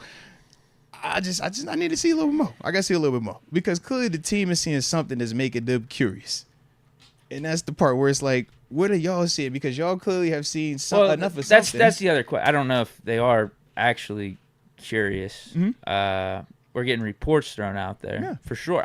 There is a case for it. I don't know what the internal dialogue is though behind the scenes. I don't. If they actually do want to get Fields, it's whatever. Like we said, there's a bunch of reasons why you do it. Yeah, there's a bunch of reasons. Is that what I would do? No, not necessarily. But I'm also not the GM. I'd sign Mason. I would just sign Mason. I think it's the simplest way to go about it, and maybe the most cost-effective way, and maybe just flat out the best way. Respect to go about the quarterback position this offseason. I like it, man. Well, shoot, we're gonna keep the convo going. We're just gonna call up TG real quick, and man, get him in on the dialogue, man. So shout out to each and every one of y'all on the stream. If y'all are digging the conversation, hit that like button one time for the culture, and don't forget to subscribe. As we call up our crazy friend, brother TG. Alrighty, Deke. Let's see. Does he answer? And is he on that janky phone today? Let's see if he got the janky phone today, ladies and gents. Let's find out. Yo, was that the first ring? Did you answer on the first ring? No. It sounded like my dog answered on the first ring. That mean you was. Bro. Hey, bro. I feel like you answered on the first ring. I appreciate you, man. All right, it's Valentine's Day. It's a lover's holiday. Deke got a hot date tonight. All right, so I know, you know what I'm saying. Yeah, he got a hot date tonight, bro. You should see he fresh to death, head to toe. He done when he got a fresh haircut, everything, bro. You know what time he on. Yeah, he on that tonight. Okay. Yeah. So now he on the clock. Yeah. You feel me? So we was like, all right, I got it. So we've been having this convo and we just gonna bring you right into it. So, ladies and gents, boys and girls. I know you got even less time. I don't even mean to break you up. That's on me, bro. Look. He's on limited time. I know you got even less time. Don't do me like that. Don't do me like that. Don't do me like that. All right? Don't do me like that. Look. I don't even mean to slow you down. Like, that's on me, bro. I know you on the move. Like, yo, chill. Don't put me out there like that. All right? Don't put me out there like that. All right? Hey, I wear the pants in this relationship. All right? Let me put some respect on my name in this marriage here. All right? Hey, I ain't married to her. She married to me. All right? You wanna act like you know what's happening, man. All right, she married to me. I ain't married to her. She married to me. Yeah. You know what I'm saying? So I'm going to talk how I want to talk. I'm going to take as much time as I want to take today. I don't care what's going on. In fact, shoot, real man. Players know that. We know what time it is, man. You know what time it is, man. I know that. I'm with all right. What y'all saying? You better tell them. You better act like you know something. So I'm playing around here. So anywho, let me shout my dog out real quick, man. To my former teammate, the locker mate. I'm talking about the former Pittsburgh Steeler. I'm talking about the former West Virginia Mountaineer. They say it's almost heaven, Deke. I'm talking about the one and only Terence Garvin, aka TG. My dog. We made it. We here now, bro. We here today, man. Shout out to all the lovers out there, all right? So, since Deke got a schedule he got to keep to, because he got a hot date, we're going to bring you in the convo, all right? Can't miss that. Can't be late. So, right now, we've been reacting to some of these reports, man, about the interest from the Steelers, potentially Coach Tomlin as well, in Justin Fields. So, we started out the convo kind of talking about what we like about Justin Fields, and why the team would want to potentially bring him here. And then we transitioned to what we didn't like about him. You know what I mean? So wanted to open up the floor to you as well, man, to start it off. What don't we like about him? But before we get to that, we always break it down one way, you know what I'm saying? Because, we got people that love him and people that hate him. So we try to make you talk both ways. That's the whole goal of it. So hit them off first with what you like about Justin Fields. Why should the Pittsburgh Steelers be interested in Justin Fields? We love Justin Fields' ability to scramble. We love Justin Fields' ability to throw the ball at a high level. Okay. We love where he's at in his growth. He's a mature quarterback at this stage of life. We love his youth. We love his fountain of youth. That might be the most part that we do love. Yeah, baby. He's young, and they might not just knew what to do with him, but we might know what to do. You know how that goes. We love. Hey, look, they messed up. We smarter than them. You know that. They messed up. We smarter than them. Yeah. We're way smarter than them. Right. You know how that goes. We got 6 of them already. Come to us. We get you right. Come on. We get you right. We love that he used to be a first-round draft pick. Oh, we gotta have that high pedigree. You know that. Ohio State. We're not going to minimize that. Yeah. We love that he went to Ohio. Do I keep going? Like, we love him. Talk because they don't love him. Listen, it's a lot of people. We love him. It's a lot of people that, when you bring up Justin Fields' name, it's almost like a lightning rod to Steeler Nation. They either praise him or they can't stand him. So that's why it's like, I want you to literally talk about what you see that you like in him. And then, even though you ain't going to have a long list, I do want you to talk realistically about what you don't like or what would make you a little bit hesitant about him. A little hezzy about him. Yeah, we'll make you hezzy about him. Unless you got more positives, because you dropping the positive, and you sounded like how we was sounding. Man, you sounded like us. That's how we was sounding, bro. We love him. Yeah, he bring a lot. Know what to do with that. Yeah, we love him. Like, what? Where is he from? Is he somehow from Virginia? Somehow? No, I think he Atlanta kid. I think he's an Atlanta guy. But if Atlanta's kind of like Virginia, you know, Houston, Atlanta, Vegas, VA. Like we all into the Southern. Yeah. All serious is he fits every box that you're trying to check. Like, he can throw the ball. He's mobile. In the day of Pat Mahomes, in the day of watching a Super Bowl like you just watched. This is true. If that didn't tell you need somebody that can run, honestly, as much as we joke and we say the Lamar slander and the Josh Allen slander, like, bro, Patrick Mahomes might be the most scrambling quarterback of all of those. He's like, slick with it, though. He's just slick with it.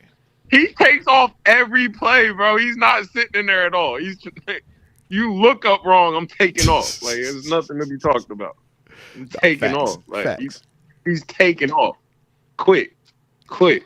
So it's kind of like I love his ability to take off. Mm-hmm. You know, he could take an 80, and that's the one thing that is confirmed. We have seen him go in house stuff with his legs, man. You know what I think we love the most out of him is he's battle tested in the sense of he's been through adversity, and it seems like he's came through on the other side. Like, those are the type of guys you want in your building. You know, like it's almost like I've seen how bad they could talk about me. I'm not gonna get too excited on their cheers, and I'm not gonna get too flustered on their boos. Like, I know what this is, you know. Yeah. And he's young with that type of experience already, to where it's like that's the type of guy you want in your building, man. Like, all right. Like I'm trying to find what we don't like about him. I'm about to say, man, let's get to it then, man. What is there anything that you don't like? All right, so if you need help, I'll bring up some of the stuff people have brought up. They've talked about the turnovers. I mean, there's some things you don't like. They bring up some of that stuff. We don't like the turnovers. We don't love that he's not just a winner. You know, like he's not just a. He don't got, because that's Kenny Pickett. Kenny Pickett is a winner. We do know that he wins games. Yeah, he's not just a winner. Like, he don't exactly do that. That's not proven. The cost too. We don't love that. You know, we don't love that. Draft pick, and you picking up the fifth year. Yeah. But I think if you talking about getting him at all, you know, you're talking about giving that other one up. You know, like you're saying that. Look, I'm gonna fix a little. It almost eases your mind, because it's like one of them. Like, I'm gonna trade in this car, this Lincoln, and it might have cost me $30,000 total, but I'm getting this new car, you know what I mean? And it costs $60,000, but I'm saving on that $30,000. Like, so it really, you know what I mean? Tripping on it, yeah. Yeah, you're not all the way tripping. You like, yeah, it's all right. And we even talked about picking up the option. We're like, okay, so you're saying over a 2-year span, you're getting him on his rookie deal for a 4th year, and then the $25 million for the 5th year option. So you got him for 2 seasons. If he is what we think he can grow into, $25 million is on Geno Smith level. That's not even, the upper echelon. So you're still getting a win before you got to decide to pay him $100 million or not. It's a 2-year audition. Yeah, and I was like, you pay the 25 because of the fact that he's more proven than a lot of these other people. In the sense of just how we look at the stats, it's like, he still has a lot of stats, production that is positive for him, And let's not act like Steeler Nation doesn't love Ohio State players. Ooh, like, I thought they only like Pitt players, man. No, they only like Pitt players. The nation loves Ohio State players. Like, if we like Pitt players, we love Ohio State players. It's almost like a second home almost. So, this is true. I don't know. I just think, to me, I'll be real. Everything about him does make sense. I don't know that it happens, but I think everything about him does make sense. Yeah. All right. I think he'd be a good player. I think he'd be a good player for the nation.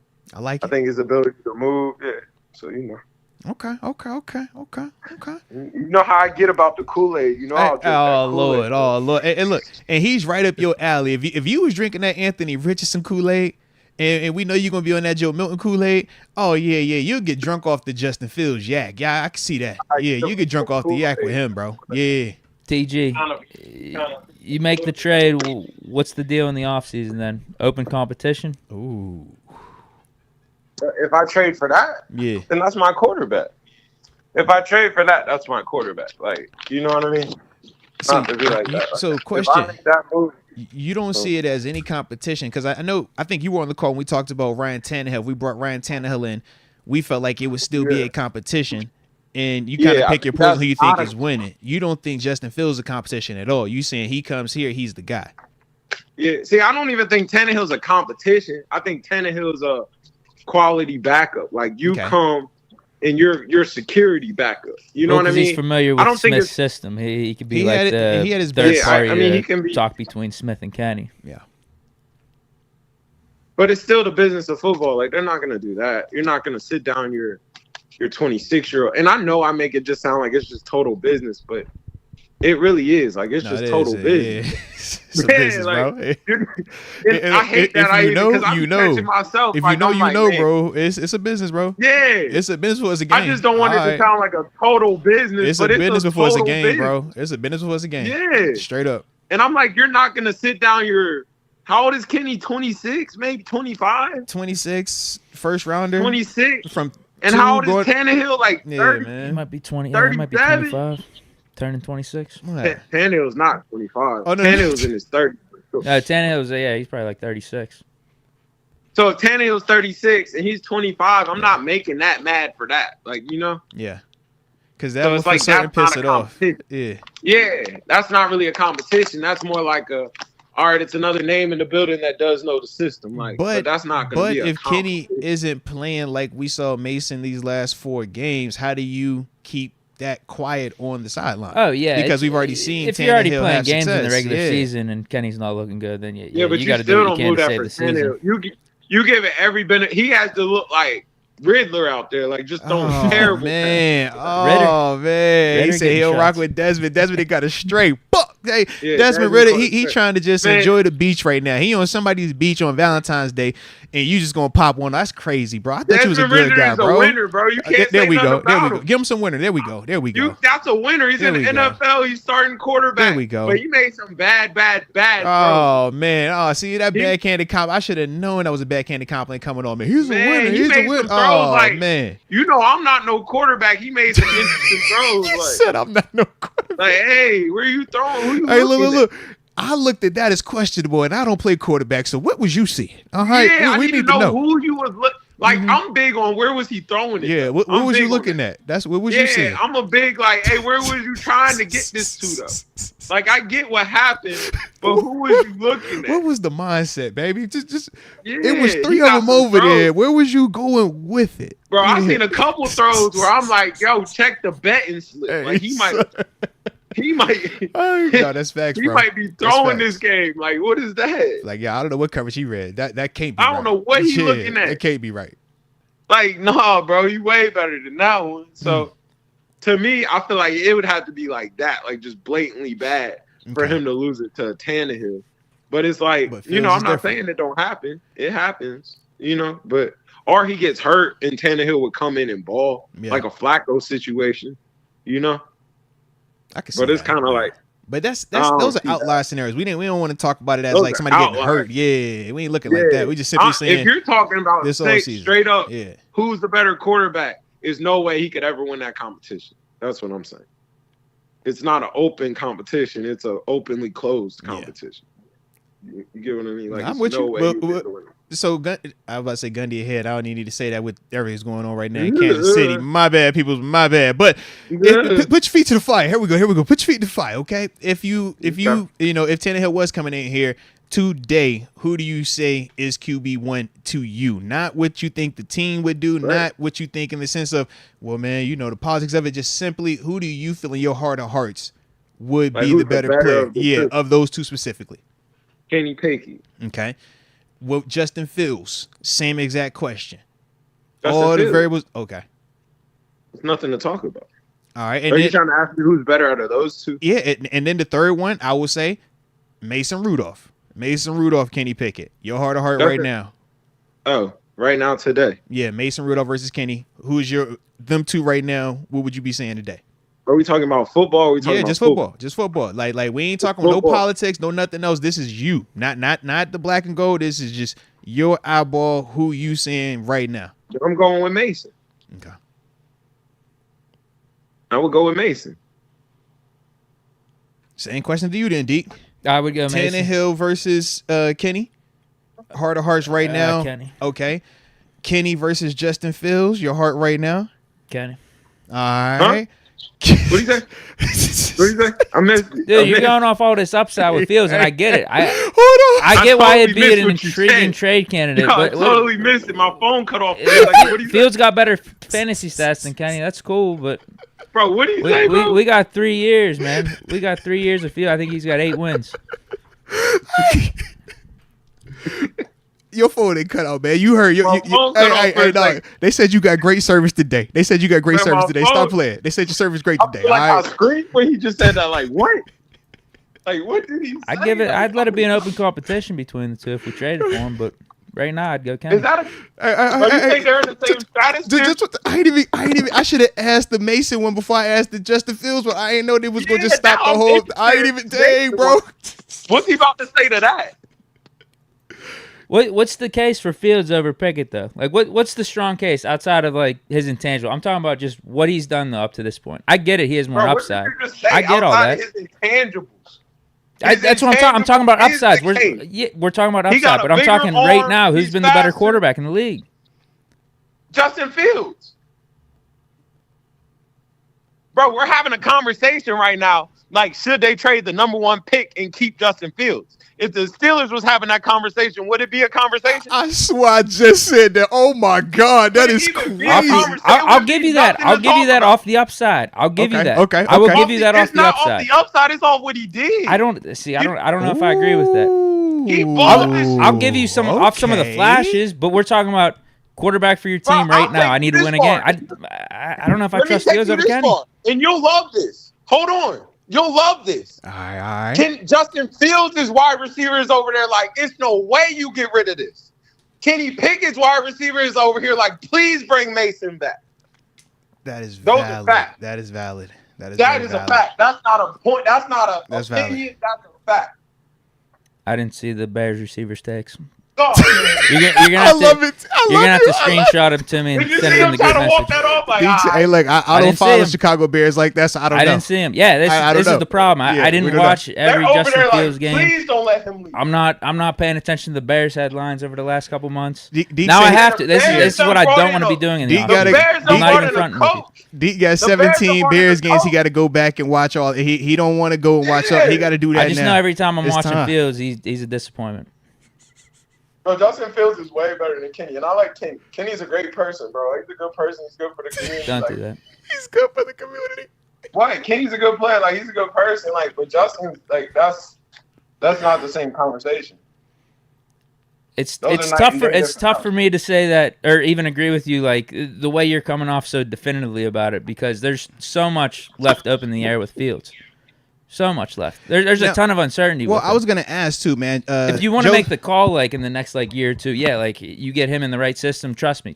But up to this point, he hasn't proven that much. And I wanted to bring this up too, because in the chat, man, we got let's see, Joseph Donovan and Trade the Great, man, bringing up the amount of fumbles and interceptions that Justin Fields has had, or at least been responsible for, and the numbers are a little bit higher than what you would like to see. Did you just so whoa no big fella, don't you start that now, big fella. Hey, cause if you ain't tripping on turnovers, Cause it's only between my boy and your boy, it's an 8 touchdown to 4 turnover differential. If you not tripping, it's 8 tutties to 4 turnovers. I did the math. I went and checked it out, and that's the totals. Okay. What I'm saying is, Justin Fields wasn't on no elite team, bro. Oh. So like he ain't had no old line just holding up for him all the time. Crazy. He gets a sack, 4 fumbles, a fumble, right? This is fact. No, I would agree. I would agree with that. I don't like how we put fumbles that are strip sacks as that being on the quarterback when we've seen here Dan Moore or offensive lineman. I ain't mean to say damn. I don't want you to get shot like that. My bad, Dan Moore. But if an O lineman gets beat and Kenny gets strip sack or Mitch got strip sack or Ben gets strip sack, it's like, bro, come on, man. Yeah, so I'm with you, bro. We on the same page. That's on Kenny. Yeah. I ain't even. It's a couple passes Justin Fields done through that's like, bro, just catch the ball. Catch the ball. We're not having this talk. I saw some of this from Kenny too. And I'm not saying everything. Kenny got some too, but it's like the better quarterback right now is Justin Fields. It is. I could give you the more talented. I don't know about better quarterback. The more talented quarterback is Justin Fields. I think there's uncertainty with both guys right now. You think? Well, and Fields has had more time in the league. And I was gonna say, Kenny, Jesus, Deke, say that's even another thing. No. But hold on. Talk to why you feel like Kenny specifically is better than Justin Fields today.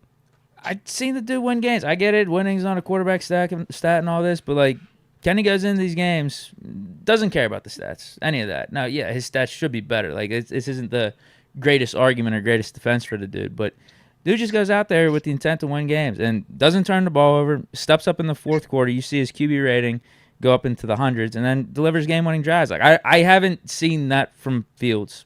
I haven't. Throw into Pitt. But now, the game-winning drives, I'm with you on that. I'm like, no, we ain't tripping. Like I defend Geno that hard too, so I respect that, bro. Geno wasn't doing the game-winning drives or anything like that. I'm saying at least he got the game-winning drives. Geno didn't do any of that with the game-winning drives. I was like, he do got the game-winning drives. So that Geno is got still everything he got. That is still. I defend Geno just as hard as you defend Kenny. Like, Kenny has I'm not mad at it. Well, here's the thing though, like. Most didn't even ask me about Mason versus Kenny. I'm giving the edge to Mason. We didn't even get a chance to go Kenny versus Mason just yet. This isn't like this extreme defensive Kenny. Yeah, I would. Okay. I would. Next year. I have nothing to say, Coach. I gotta respect that. That's worse than you and That's he's not worse than you and Josh Allen. When's Justin Fields put a 4-game stretch together like Mason did? Allen is in a different conversation. All right, don't do that. Don't do that. Man, he's worse than you and Josh Allen. Don't do that. Stop. Sometimes you gotta be like, you know what? 2 + 2 does equal 5. No, bro. No, because I'm bringing what I bring is different. Okay, my dude punching heavy. All right, it ain't with we punch him heavy over here. Okay, you got to say that you don't. You got to say that you don't care about touchdowns more than you care about interceptions more than you care about touchdowns. That's what you have to tell me. But then y'all say it's an offensive league. You tell me it's a scoring league, it's a passing league. We care about quarterbacks, but now all of a sudden, 4 turnovers matters more than 8 more touchdowns. Make that make sense. Craziness. A lot of turnovers. That's crazy. I think you gotta look crazy. I think it's one of those. Don't look at the way they're saying it. Look at what they're saying. Hey, that's all well and good. We talking 8 touchdowns more versus 4 turnovers more.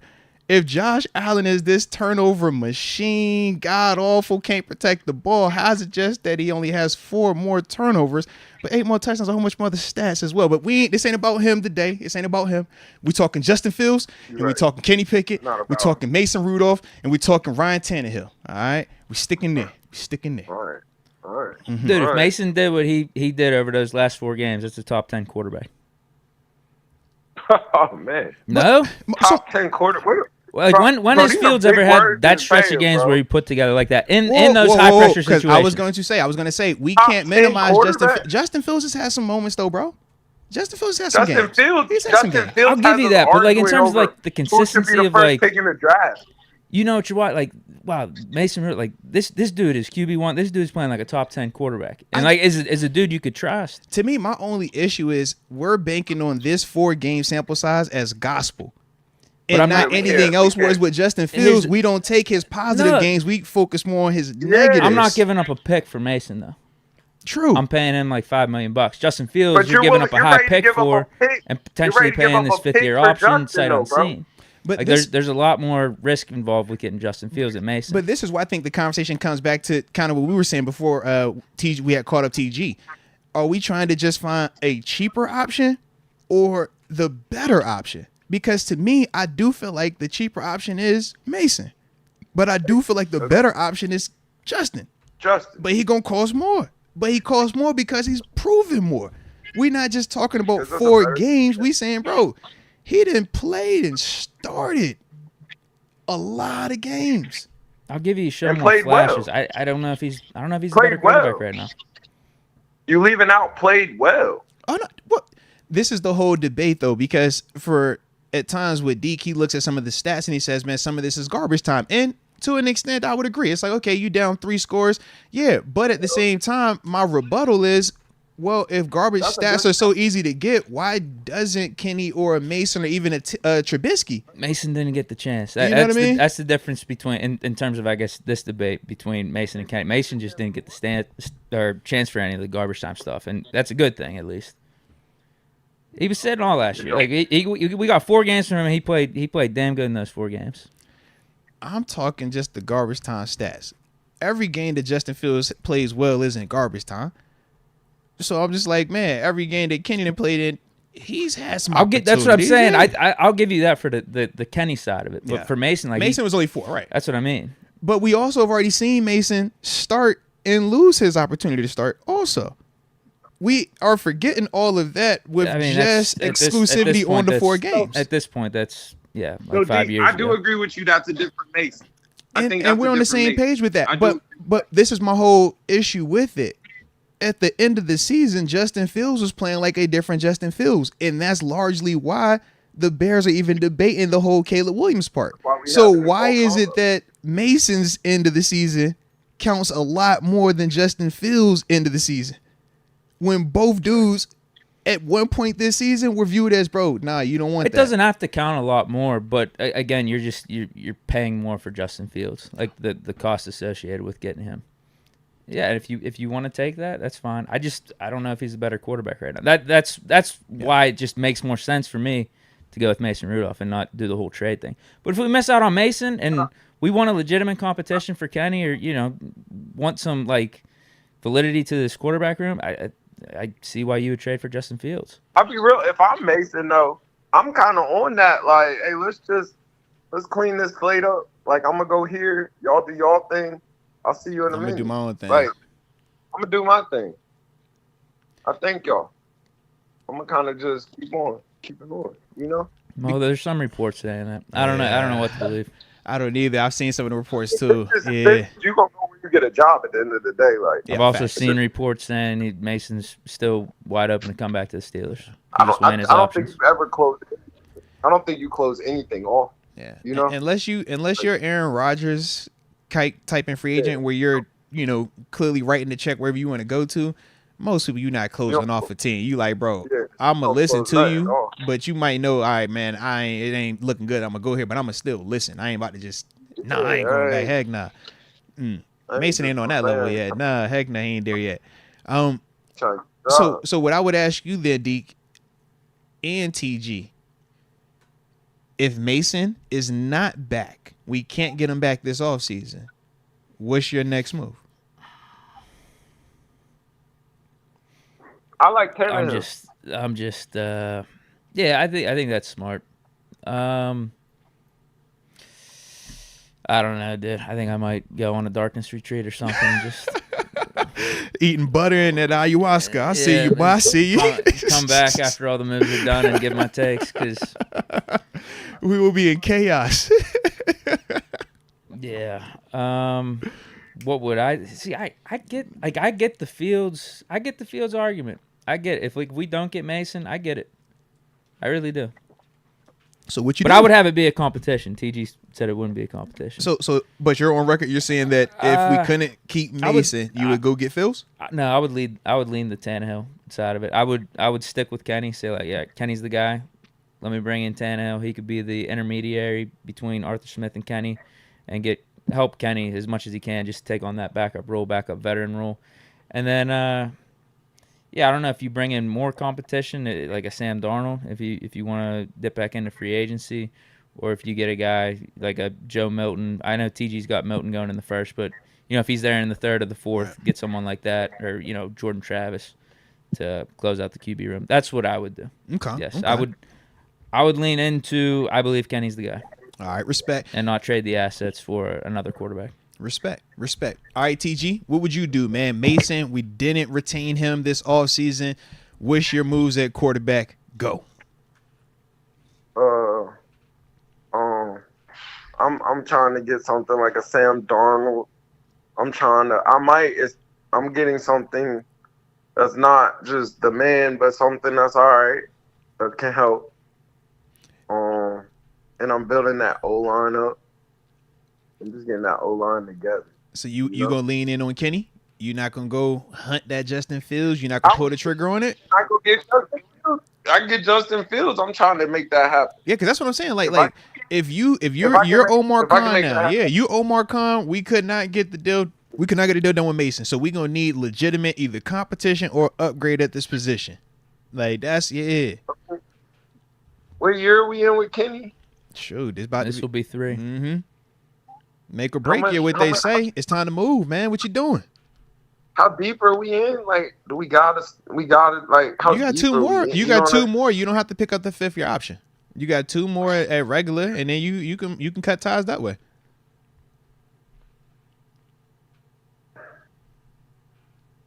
I might not give up on him yet. You know. Okay. I might not give up on him yet. I'm gonna still see what can shake. All right, I see that, TG. I'm gonna see. I'm not gonna give up on him. I put a lot of money out there for him, right? You saw how it was looking once we fired Canada? Deke, I'm over here like, are we on the phone with the same person?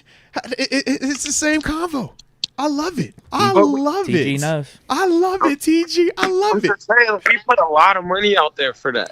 Like, TG say, bro, look, if it's just I'm trying to go get something, be reckless, I want that. I'm gonna go get that. That is better than this.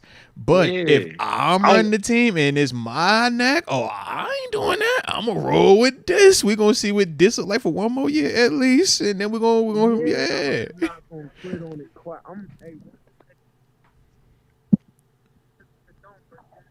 TG, you sound like you're like 10 feet away from the phone. Hey, where'd you just move to, bro? Y'all can't hear me? Now we can. Yeah, it was like your phone clicked like on a headset or something, bro. I'm just saying, if it don't work this year, it don't work, right?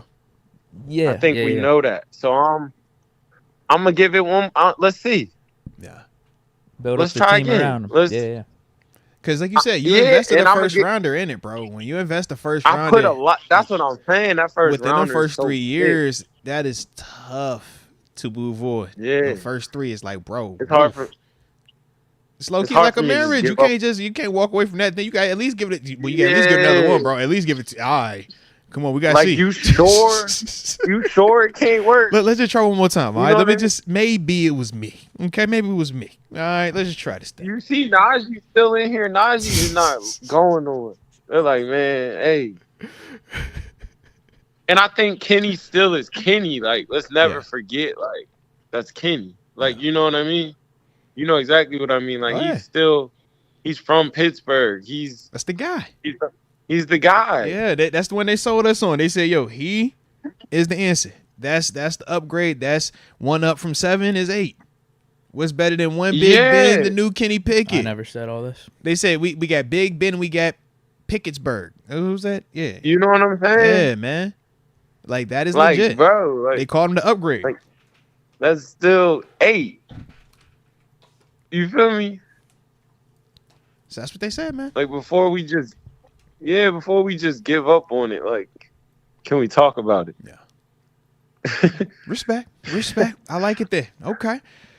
I think you feel me. You know where I'm going. Oh, no, I'm with you. So, and trust me. TG and Deke for assistant manager jobs here. Hey, look, the reason why this convo had to come up was because of all the reports, baby. You know that. I think we all agree it's going to be Kenny this offseason. All right? Kenny is the guy that they need to see. Kenny is the guy that they want to see. But when you get the report like what we've been getting, it's like, all right, well, is it a situation with this being a lot of smoke? It maybe is fire, or is it just smoke?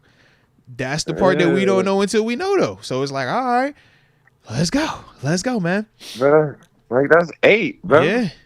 Respect. You know what I mean? There's some 8 jerseys out here. They sell 8 jerseys. This is true. This is very true.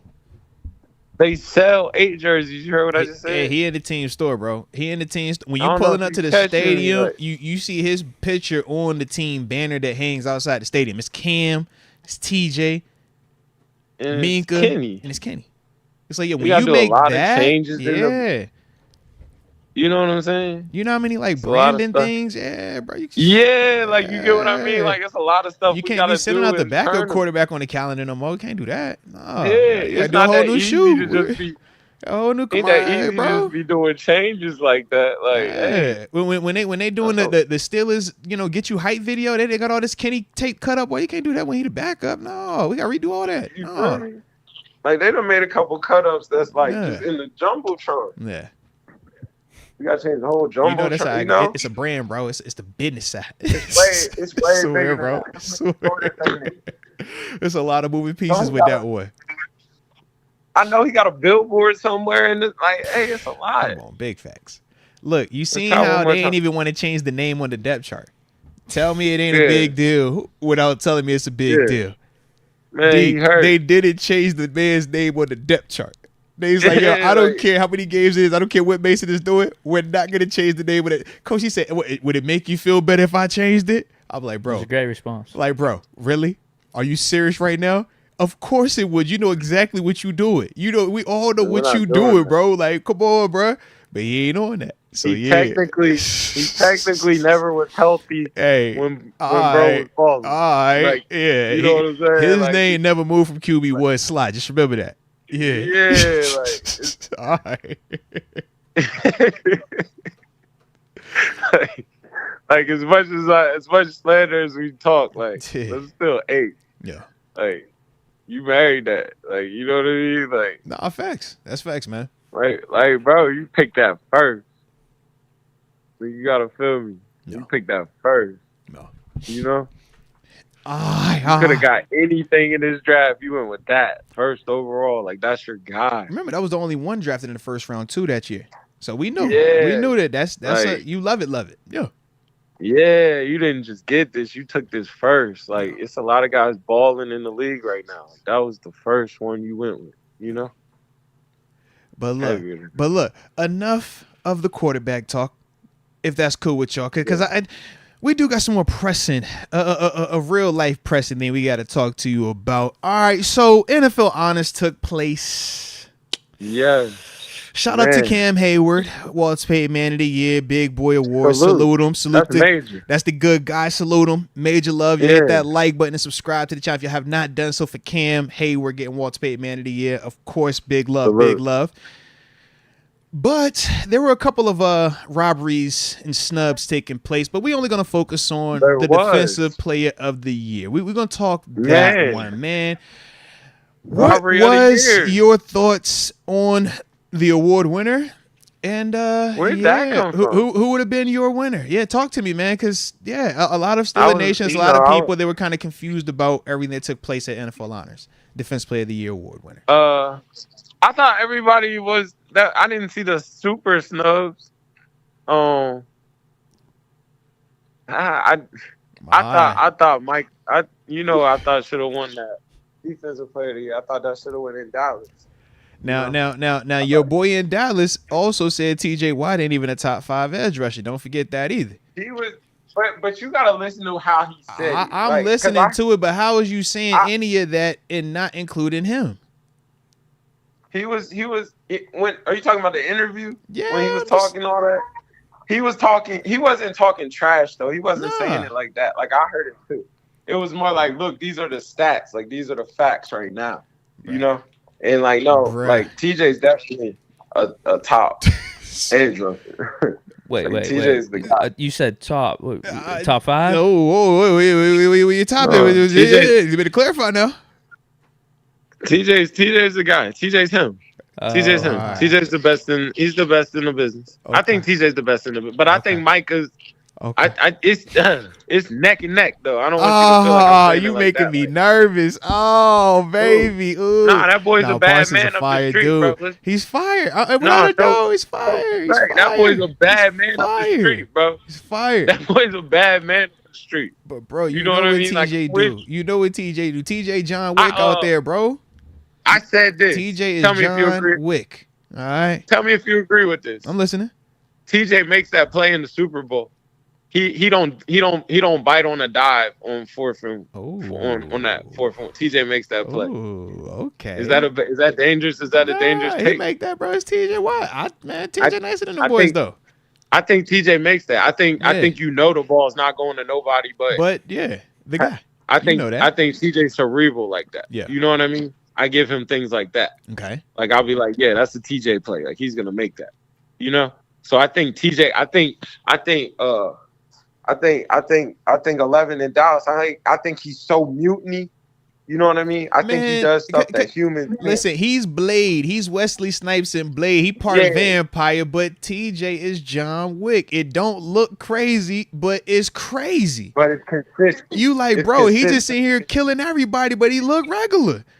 Like we know Blade. We know this one is supposed to be kicking butt. We know what that is, but I don't just think look you regular. Penalize him for that though. Fair. I don't think you can penalize him because he's special. I'm not penalizing it. I'm just praising the other. That's all. Because it's like, man, I think they're both nice. No, they both stupid nice. I mean, all three of the dudes are nice. If we're being real about it, all three of them nice. I think the natural talent is up the street. Well, I would agree. TJ's a grinder. TJ makes it happen. He absolutely 100%. I think that natural talent's up the street. Like I think he's the prototype. That's what you're looking for. But that goes back to the argument, right? In terms of, do you want the prototype versus the production? Because even though Micah is the prototype, even though Micah can produce, that is the great equalizer with TJ. You not getting nobody with better numbers than him. He numbers you to death. Yeah, he numbers you to death, man. I'm with you. But when you build one, that's what you build right there. 100%. Like Deke, if you're deciding to, well, there's a reason he went number 1 overall. And TJ went 30th. Yeah, this is also true. Yeah, good talk. That's the reason. Yeah, good talk. Right there. But what they've done in the league, I mean, Miles Garrett's for Miles Garrett over TJ Watt. That's a mute. He's a mute. Yeah, he freaky eyeball test. Yeah. Yeah. He's freaky. Like you watch him, he does stuff that you can't do. Like they slant him from the end to the A. Yeah, he's big and can bend and move and expand. It's a weird dynamic. But I don't feel like he plays as hard as TJ and Parsons though. I agree with that. I feel like them dudes but it also could be due to the size. Because he is a lot bigger than both of them dudes, man. I just love Micah. Like Parsons is just, you know what I mean? Like you get Parsons fire, bro. So much. Yeah, he's fire. Bro, you can even his drop, like his just effect on the game just is, you know what I mean? And TJ's effect on the game is there, but I just think it's just different. Like you just never leave that unblocked. Like all right, so I'm gonna just say it now. Everybody, he's basically saying that Micah Parsons, Bobby Wagner, TJ Watt, Luke Kuechly. He like Bobby Wagner over Luke Kuechly. Okay, guys, that's what he's saying. Gosh, I get it, bro. Okay, all right. That's not that. That's what he said. What he said, bro? He said he like this one more than that one. I get it. All right. You know I love Luke. I was a Luke guy. You know that. No, Luke 5. You know Luke 5. I was Stop a Luke playing. guy. Luke guy. Luke was my hero type. I wrote the Bible. Like. So you but as a whole though, you feel like the snub was more so for Parsons, not for TJ though, in terms of defense player of the year? Yeah, that's how I felt. I felt like it was more Parsons got snubbed than TJ. I didn't think TJ was gonna win it. I never thought he was gonna win that. You know, like, and he had a great year. I never seen him taking that one home. You know, I didn't think that was his this year to get. And he had a really good year. He really did. He had a really good year. He was TJ. You know? Okay. He was TJ. Okay. I think it's the LeBron effect. LeBron can win it every year. You know? But it's like, not this year. You know what I mean? But at least whenever they started doing that with LeBron, he already had a few MVPs under his belt. TJ only got one DPOY, and they're starting to do this LeBron. Yeah, but I think in football, one is a few. You know? I don't think you get one. It is a bigger deal. Yeah, I don't think football is like basketball where it's like they win 3-time MVP. That's why it's so crazy when we talk J.J. Watt and Aaron Donald. Yeah. Outside of them, it's like we don't have a lot of repeaters that do it on that level. Yeah. And again, I think they're in that combo of this is a different combo. You know, Like, I don't, and I, it's a different time. I think the NFL does do things like not, and I hate the whole scripted role because it's not scripted. But the whole politics thing, at least. Yeah, they do spread that thing out. Like, they ain't just about to let you just get it every year. Well, that's bad for business, that. Yeah, it was a couple years. I thought Jalen Ramsey should have won it every year for a minute. You know what I mean? I was on the Jalen. I was drinking the Kool-Aid. I'm like, he's locking up everybody. Yeah. Look, it's like they just spread it out. He wasn't gonna get it this year. You know what I mean? I get it, man. You weren't gonna get it. Hey, look. Yeah. The same way they had predetermined in November/December that Myles Garrett was gonna win, that was the same thing they said with Lamar Jackson. So I get it. I just think I get it. Yeah, bro. I get it. It wasn't predetermined. I'm not it was saying predetermined, that, but it was that was his first one, right? Yeah, that's one. But in terms of when I say predetermined, I'm just saying like in terms of the narrative, we all felt like it was an uptick of analysts, media outlets all pushing this whole, Myles Garrett got it locked up. Oh yeah, Lamar Jackson got it locked up. Yeah, they got it locked up. We're just like, how? Like, how did we just start that narrative at that point? You know what I mean? But it is what it is, man. It is what it is. I did have one other offbeat robbery that took place that night.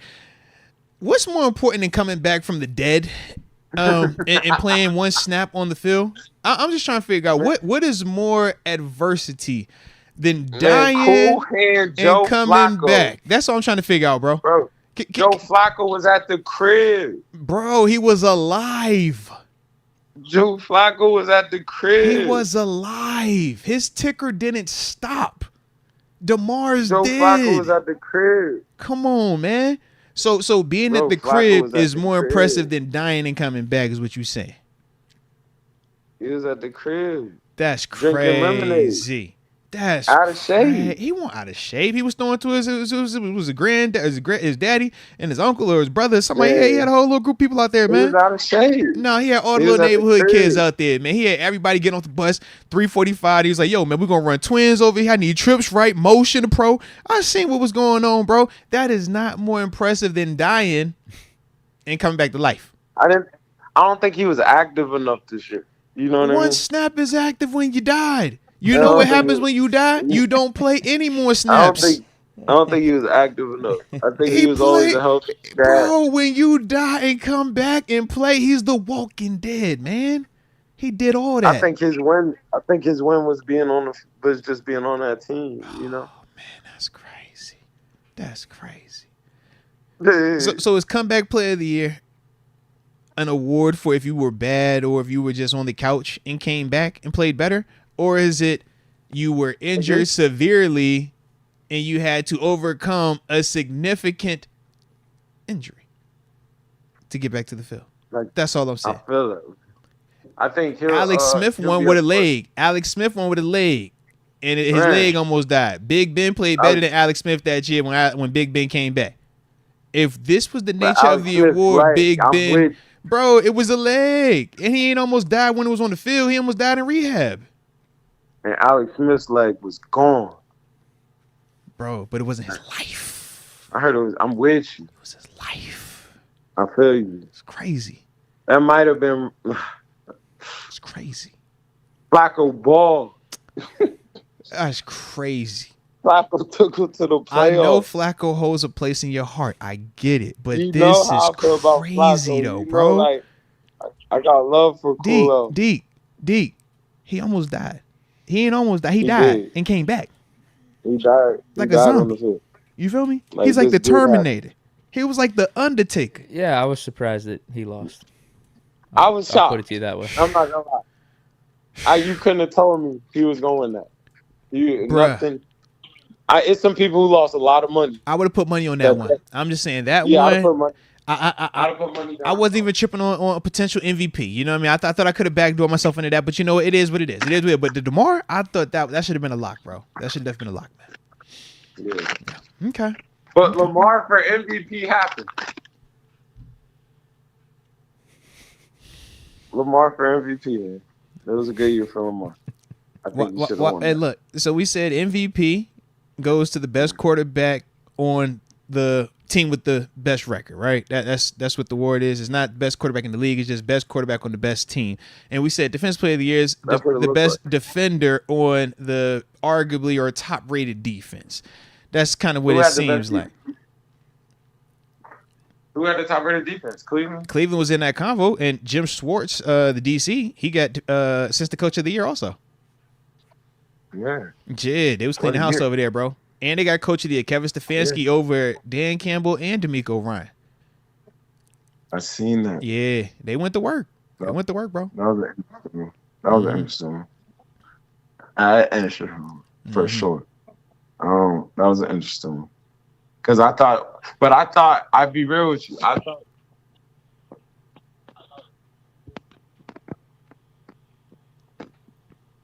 You all right, TG? Bro, you fall down?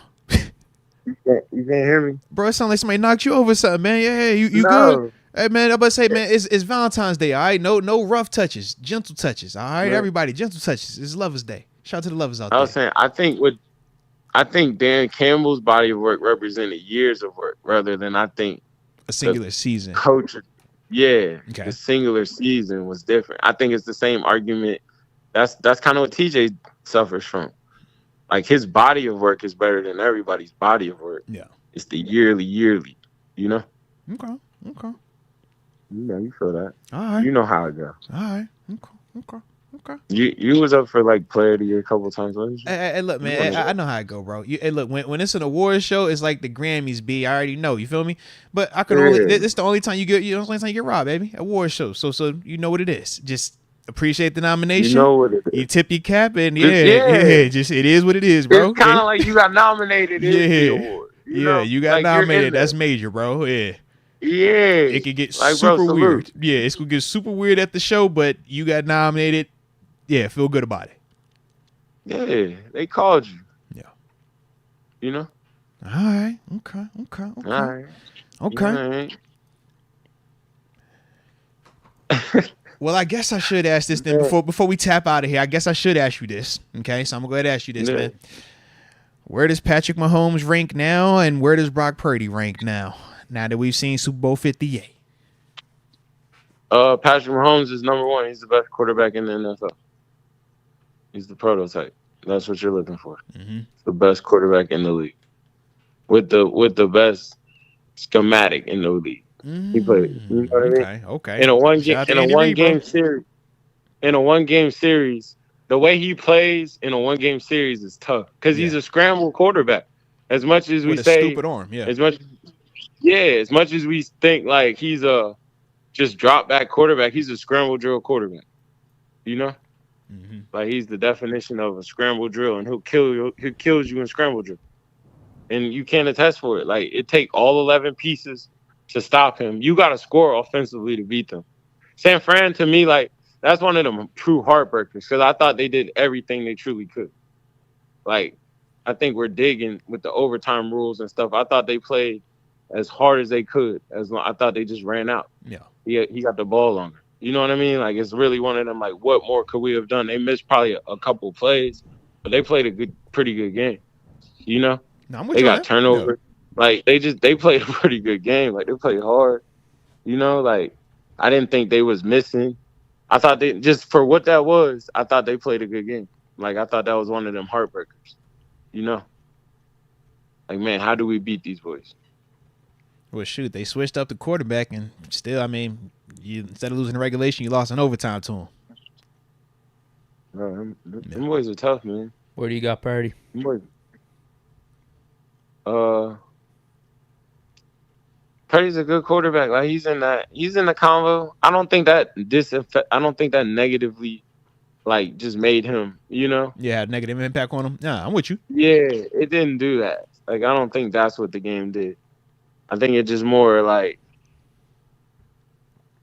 more to be done. Yeah. You know, like they're just not that they. I mean, I think we're in the effect. Like it's kind of like Karl Malone never won the championship. Like because Jordan and them was in the league. Like this is one of those guys. You know what I mean? Like this is one of them. Like this guy's gonna prevent. He's Brady. Yeah. He's Brady. Like, he kept a lot of reins off of people. Yeah. Like bro, he's been in 4 Super Bowls. You know what I mean? Like that's unheard of. He done went back to back. Yeah. Yeah. And it's kind of like in a 1-game series, them boys are tough. Like it's hard to beat them. And what slows down about it? Like what changes? You know? All right. So it's kind of them boys is tough. They're tough. Like it's kind of like people just gotta keep catching up. Like they're the standard right now. Like the Patriots were. Like how do you beat them? Like Respect. Now so here we go. They want me to ask you this final question. I'm gonna just avoid it so that way you don't get in trouble. Because they wanted you to rank Kenny as well. But I was like, man, you ain't got to don't mess with that right now. Just stay off of that one. All right, we're gonna leave that one, let that one breathe. It's just let that one breathe, bro. We ain't gotta do it that one. All right. So we could wait to answer that one. Kenny's in that draft. Yeah. Kenny's in that. Like, he's in that dog. Kenny's a good quarterback. He's in the top 32. Like it's not like nothing like that. Well, yeah, it just depends on where you put him in that top 32. Cause yeah, and that's why I was like, you know what, they ain't gotta do all that today. You feel me? We ain't gonna do all that today. So all good, all good. A positive day, man. It's Lover's Day, bro. It's Valentine's Day, man. Deke got a hot date, bro. So don't forget that. Deke got a hot date. Deke got a hot date. Listen, the tables have turned, so probably whatever you guys say is gonna be well received by the chat. They're gonna be the ones flipping out on me. This is low key true. Yeah, it is crazy how it shifted to that dude, bro. What do you mean? Like they've changed? They've turned on. They don't love him no more. They don't love him no more. They said as quick as the praise came. It bro. They you know how it is. First they love you, then they hate you. They'll leave you. Come on, man. They'll leave you. They said they loyal. All right. Yeah. Loyal to the next one come through, baby. All right. Come on, man. They've been turning on me too. They be looking at Deke like he the villain at times. Like, bro, you still like him? Ew. I'm like, bro, that's crazy. Man, get off my dog neck, man. I seen Deke pop the tag and say, man, Mason. I seen that was for this year. What are you talking about? We weren't talking for 2024. He said, yo, even your man's changed on you. Even your man's flipped on you, huh? That was for this year. I seen him pop the tag. I was amazed. They said even your poster boy was over here popping tags with the deuce. Yo. Did he pop the tag? Like, I'm out of here. Done with that. It be like that sometimes, bro. It be like that sometimes, man. I ain't tripping, bro. That's it be old like that. news. I'm not worried about that no more. Hey, look, man. Sometimes you just like, yo, it was too good. You got to call them like, look, I ain't coming home. It's over. I get it, bro. That's what you did. I ain't tripping on it. You call him and say, look, bro, I appreciate you, but look, I ain't coming home. All right. wish you well. All right. It is what it is. Hey, respect, man. Respect. All right, then. So, shoot, bro. As always, man, you know we definitely appreciate you. We're going to spend the block. Actually, we won't be spending the block, man. No show next week, man. Deke has a lover's holiday, and the boy over here, man, I'm taking a vacation. So I will not. Oh, man. Yeah, man, come on. You got a vacation coming up right after me. I already see you on the Steelers cruise. All right, don't act like I ain't see. The new headline, Deke, join the beach party. Players, and new special guest, Terence Garvin. I said, I know him. Where do I say no? I said, I know him. Yeah. I said TG at the beach party. Oh, he featured. Oh, excuse me, man. So yeah. You big time, okay? So don't do me like that. I'm just like I said, man. I'm just a humble, just hardworking, blue collar family man. That's it, man. I'm your regular day Al Bundy. That's what I do. All right. Sit here, talk old football stories with my homies, and that's what we do. All right. But you big time. Big time. Yeah. So hopefully you enjoy your trip because you big time. Deke, I don't know where he's going, but he vibed out. All right. So we're gonna be relaxing next week. He'll be relaxing. All right. So it probably about 2 weeks then realistically because I also got a work trip coming up after that. All right. I got a work trip. Yeah. All right. So yeah. The combine. I got a work trip. You know what I'm saying? Got the combine coming up. TG, you said watch out for Joe Milton, right? That's what you said, right? What I say? You said Joe Milton's your guy to watch out for? Because I'm going to the combine. I'm out there. I'm outside. Yeah. It's a work trip, so I'm be business professional. Keep an eye out for the Joe Milton project. Like, I believe in that because I'm gonna put eyes on it. I need to see it in person. I need to see what it look like. Might bump into all right, like I was put together. What if you come back and you fell in love with it, man? Hey, you'll be the first one I tell. How about that? Actually, be the second one because I'm gonna probably tell Deke first, but then I'm gonna tell you, I'm be like, bro, I think he the one, bro. I think he the one. I think you know it. Just looking at the Senior Bowl, I was like, okay, I get it. But then I also saw some certain things where I was like, But I definitely saw some things where I'm like, oh, I get why. I definitely understand why that one specifically. So yeah, we're gonna find out though. So about 2 weeks, man, we're gonna reconvene and then we're gonna have a whole bunch to catch up on between your trip, big time celebrity superstar type dude on the beach, me workflow / disappearing for a couple of days to, you know, so give me a little vacation there too, and then hopefully Deke don't add to his collection of, you know, ladies and all the other stuff that he got going on, because you already know about Deke and his plethora of women. So shout out to the homie. All right, but I'm here, man. Whenever you hit me, I'm here. Hey, so you already know what it is, man. So appreciate you as always, man. We'll get you on the flip side, broski. My dog. All right, peace. Bro. Shout out right there. Oh, the one and only Terence Garvin. Spend a little time with us, you know, on the podcast, man. If you was enjoying the convo, hit that like button. And of course, don't forget to subscribe. Yeah, see, y'all caught a little bit of like the behind the scenes planning that, me and Deke and everybody be talking about behind the scenes, you know. Y'all caught it on live. Shout out. So yeah, man, it's gonna be a little herky-jerky the next 2 weeks, but it'd be like that. For a good cause, though. Well, we got 6:11 right now. Oh, man, you know what time it is, man? We super chatting it, man. We're just going to super chat this thing. And we back in here tomorrow, anywho. So we'll be good to go. And that way you'll be on time for your hot date. And, yeah, you know, We got some work-life balance. I could go continue on my LL. It's Lover's Day. You feel me, man? You know what I'm saying, man? I'm going to go through my Drake on it. You know what I'm saying? You know what I'm saying? She don't mess up my Bahamas trip. That's all I'm saying. All right? She don't mess up my trip. No, I pay. So I'm going to, you know what I'm saying? Hey, girl. That's when I feel like I really got the juice, D. Even though I don't talk like that, I'd be like, hey, girl. You know? It's got like the alter ego. Throw a shawty in there. Yeah, that's what you need. I've heard you. That's definitely one of yours. Like, it's just you. I don't know if you say it for real when you talking to a lady, but you'll throw like, yo, it's still a little shawty over there. I'm like, all right, that's Deke in his bag right here. For me, I'd be like, hey, girl. Hey, girl, come here, holler at your boy real quick, girl. Hey, what's happening? I know they ain't gonna I don't talk like that to no female, man, but that's how I sound though. In my mind, at least. Deke's baby mama says we getting a third kid tonight. Bro, what? Yo, wow. Wait a minute, bro. Whoa. Shout out to the baby moms pulling up. Deke, I was not ready for her to be pulling up like this today. Shout out. But I should have known. You said your third one? I didn't even know I really had two. I was going to say, you've been busy, bro. Still not sure if they're mine. Jeez. When you get it confirmed, I'll send you a gift, all right? I'm great at sending gifts. I love sending gifts, bro. I probably ain't going to pull up, but I'm going to send a gift, though. Ethan Leach saw on X Chiefs fans tackle shooter. 10 injured, 1 dead. Yeah, I don't know if I don't know about the details of like the tackling stuff, but yeah, they have been, talking about it. Now they're saying 1 dead, 10 to 15 people hurt in the shooting. 2 suspects, they said, have been taken into custody. That's what they're at least reporting right now as we're talking about it on ESPN. Yeah, definitely crazy scenario though, man. I did see them interviewing one of the guys. He was like injured on his face, had some type of marking. So, yeah, crazy scenario out there though, man. Crazy. Richard Arbizo says, hopefully nobody's on some 50 activities tonight. I'm missing this one, bro. So when they say 50, they mean Shazier activities. Wow. Y'all are wow. That Deke, yeah.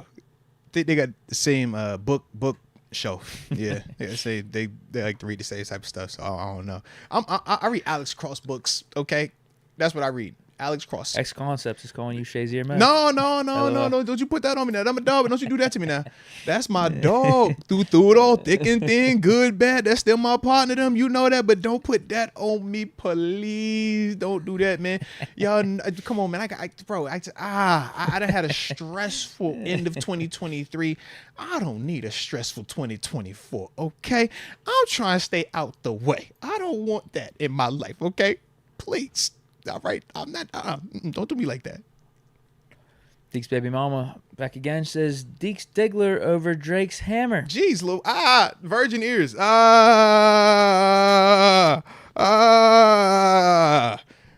Yeah, you told me about the whole Drake thing, yeah, and all that. And whoever else brought it up that day in the chat. Yeah, I don't want to hear about none of that, man. You won't talk about yours, and we don't need to talk about his and talk about none. Everybody keep their private stuff to themselves. It's private. All right, so keep it to yourself.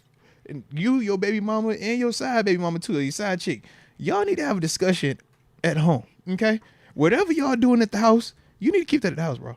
Because this is not a good look, man. They keep paying for this. Is comments. not. I know, and that's what we gotta read it. But it's not a good look, man. All right, because they make you look like you just outside, bro. And I think I think you settled down eventually. But your baby mama's popping up. It's just not a good look, man. Tito, good vibes. Jack Johnson was the first African American to hold the world heavyweight boxing title. That's facts. In 1908, and held the belt until 1915. Yep. Shout out to LL Cool Moats. Nah, appreciate you on that one, but that is big facts right there, man. If you know, you know, man. Shout out to the boxing heads out there, man. Yes, indeed. And I peeped the LL. You know what I'm saying? Shout out to it was fresh out the pack. You know what I'm saying? I ordered it for vacay. Okay.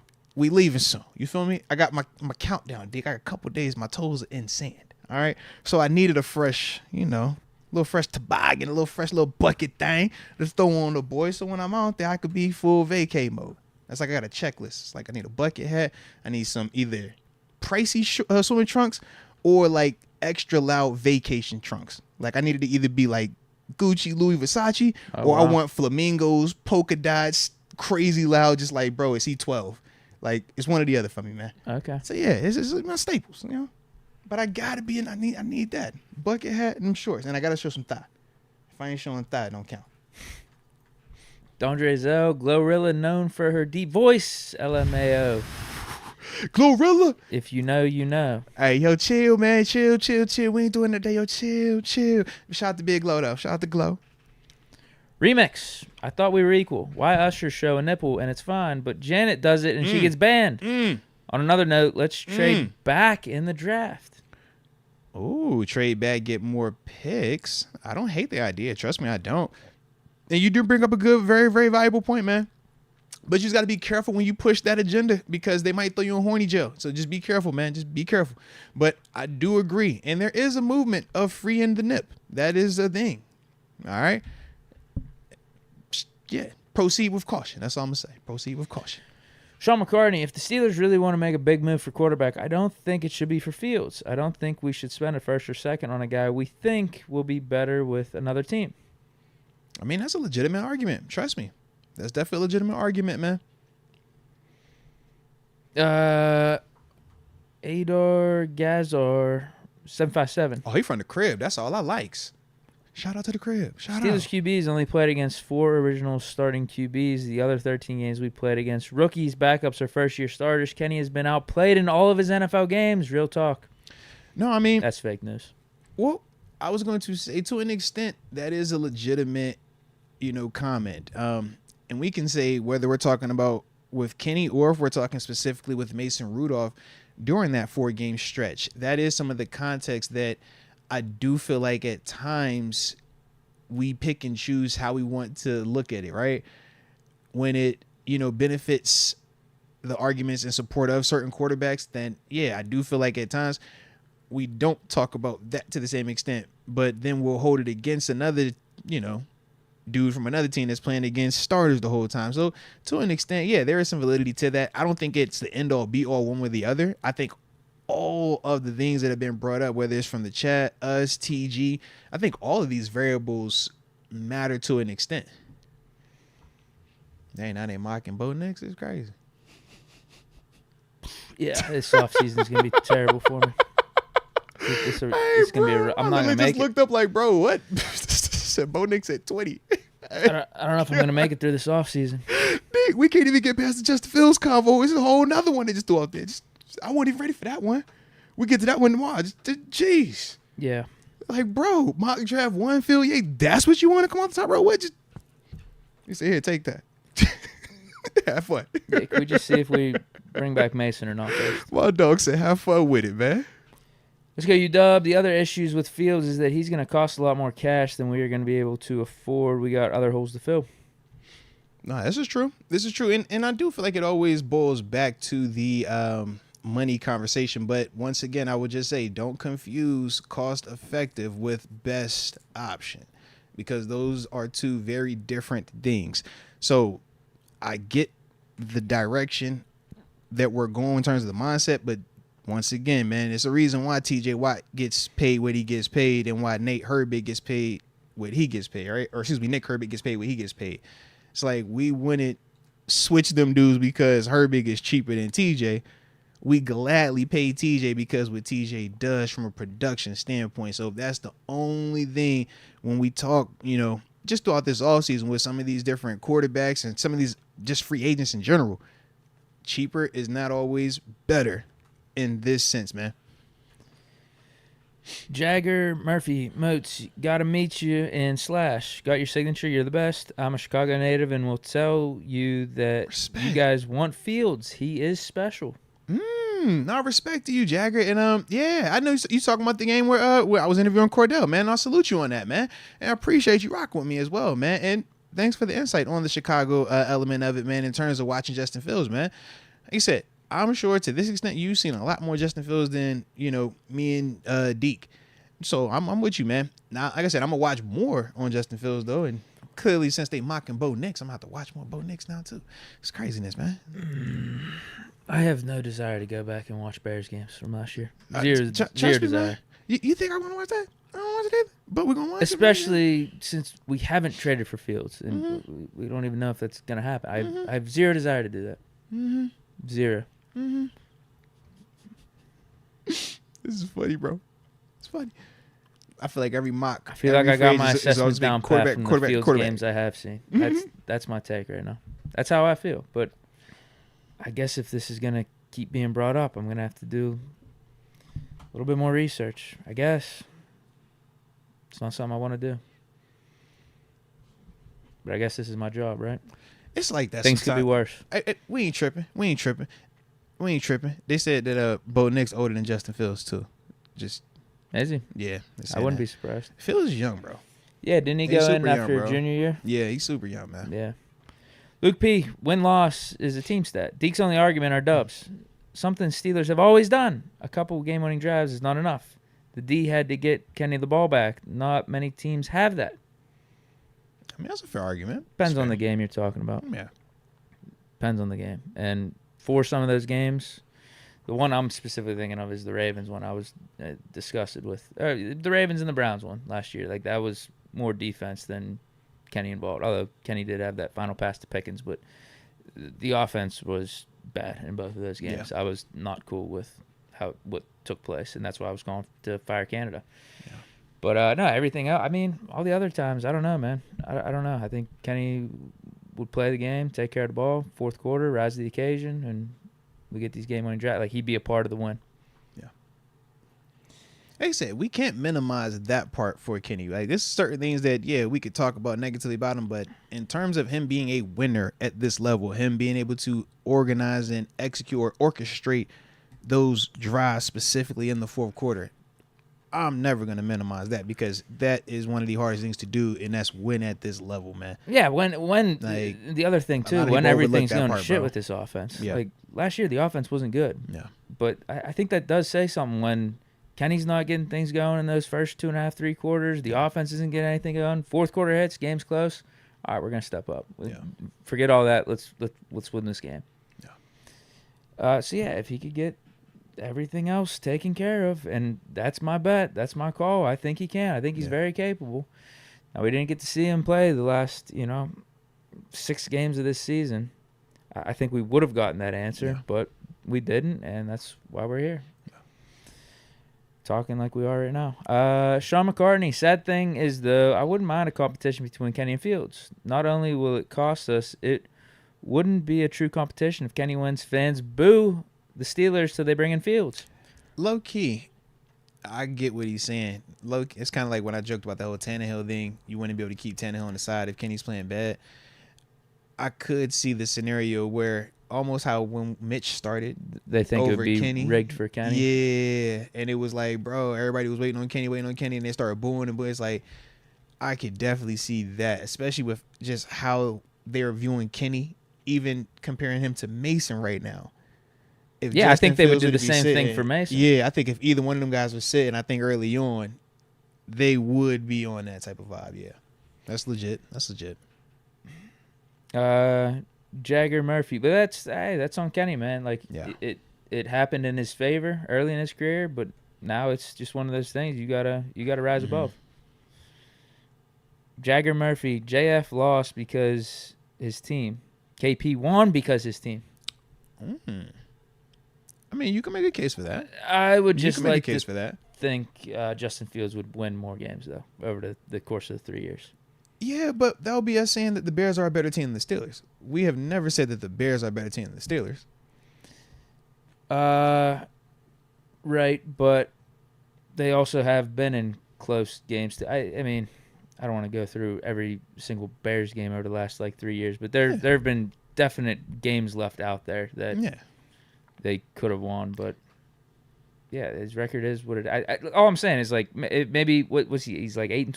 Mm-hmm. You know, could you have gotten 14-20 or something like that? Like a little bit better record. Would that make you change your mind on him? Yeah, if I would see some more winning, for sure.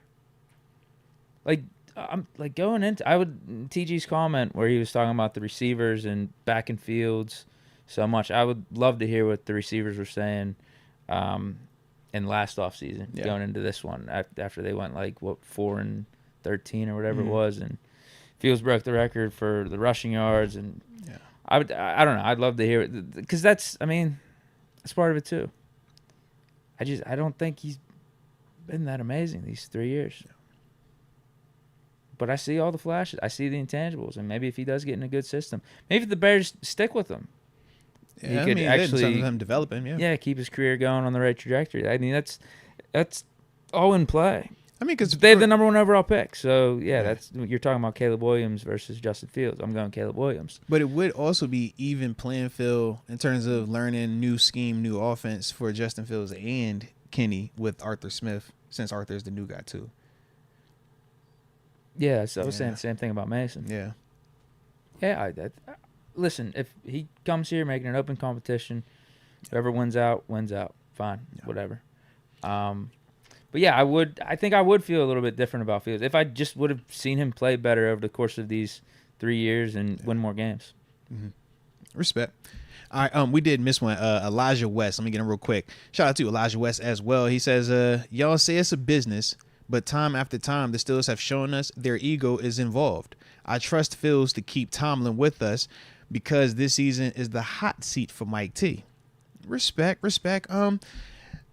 I would just say ego and business at times go hand in hand. When you're just talking about them investing in a first-round draft pick, that is big business. The ego of said big business is we're not just going to throw away that investment before we truly feel like we've seen everything that we need to see out of it. And when you really think about Kenny, there are still some legitimate questions, right? Regardless of where we truly feel he's at today, there are still questions surrounding why he is who he is. So I don't always associate that with ego. But at the same time, ego can go both ways. If your ego is, man, you ain't do it in 2 years, I'm going to move on to the next guy. Is that good ego? No. Sometimes you got to be able to balance this thing and make it more case by case. And I think that's truly what the Steelers do. It's just when it's a first round investment, you're going to take a little bit more time with that than the fifth rounder, than the unrestricted or undrafted free agent dude, or the guy that you signed, over in free agency. That's just typically how it works because you've said that, man, he is worth it.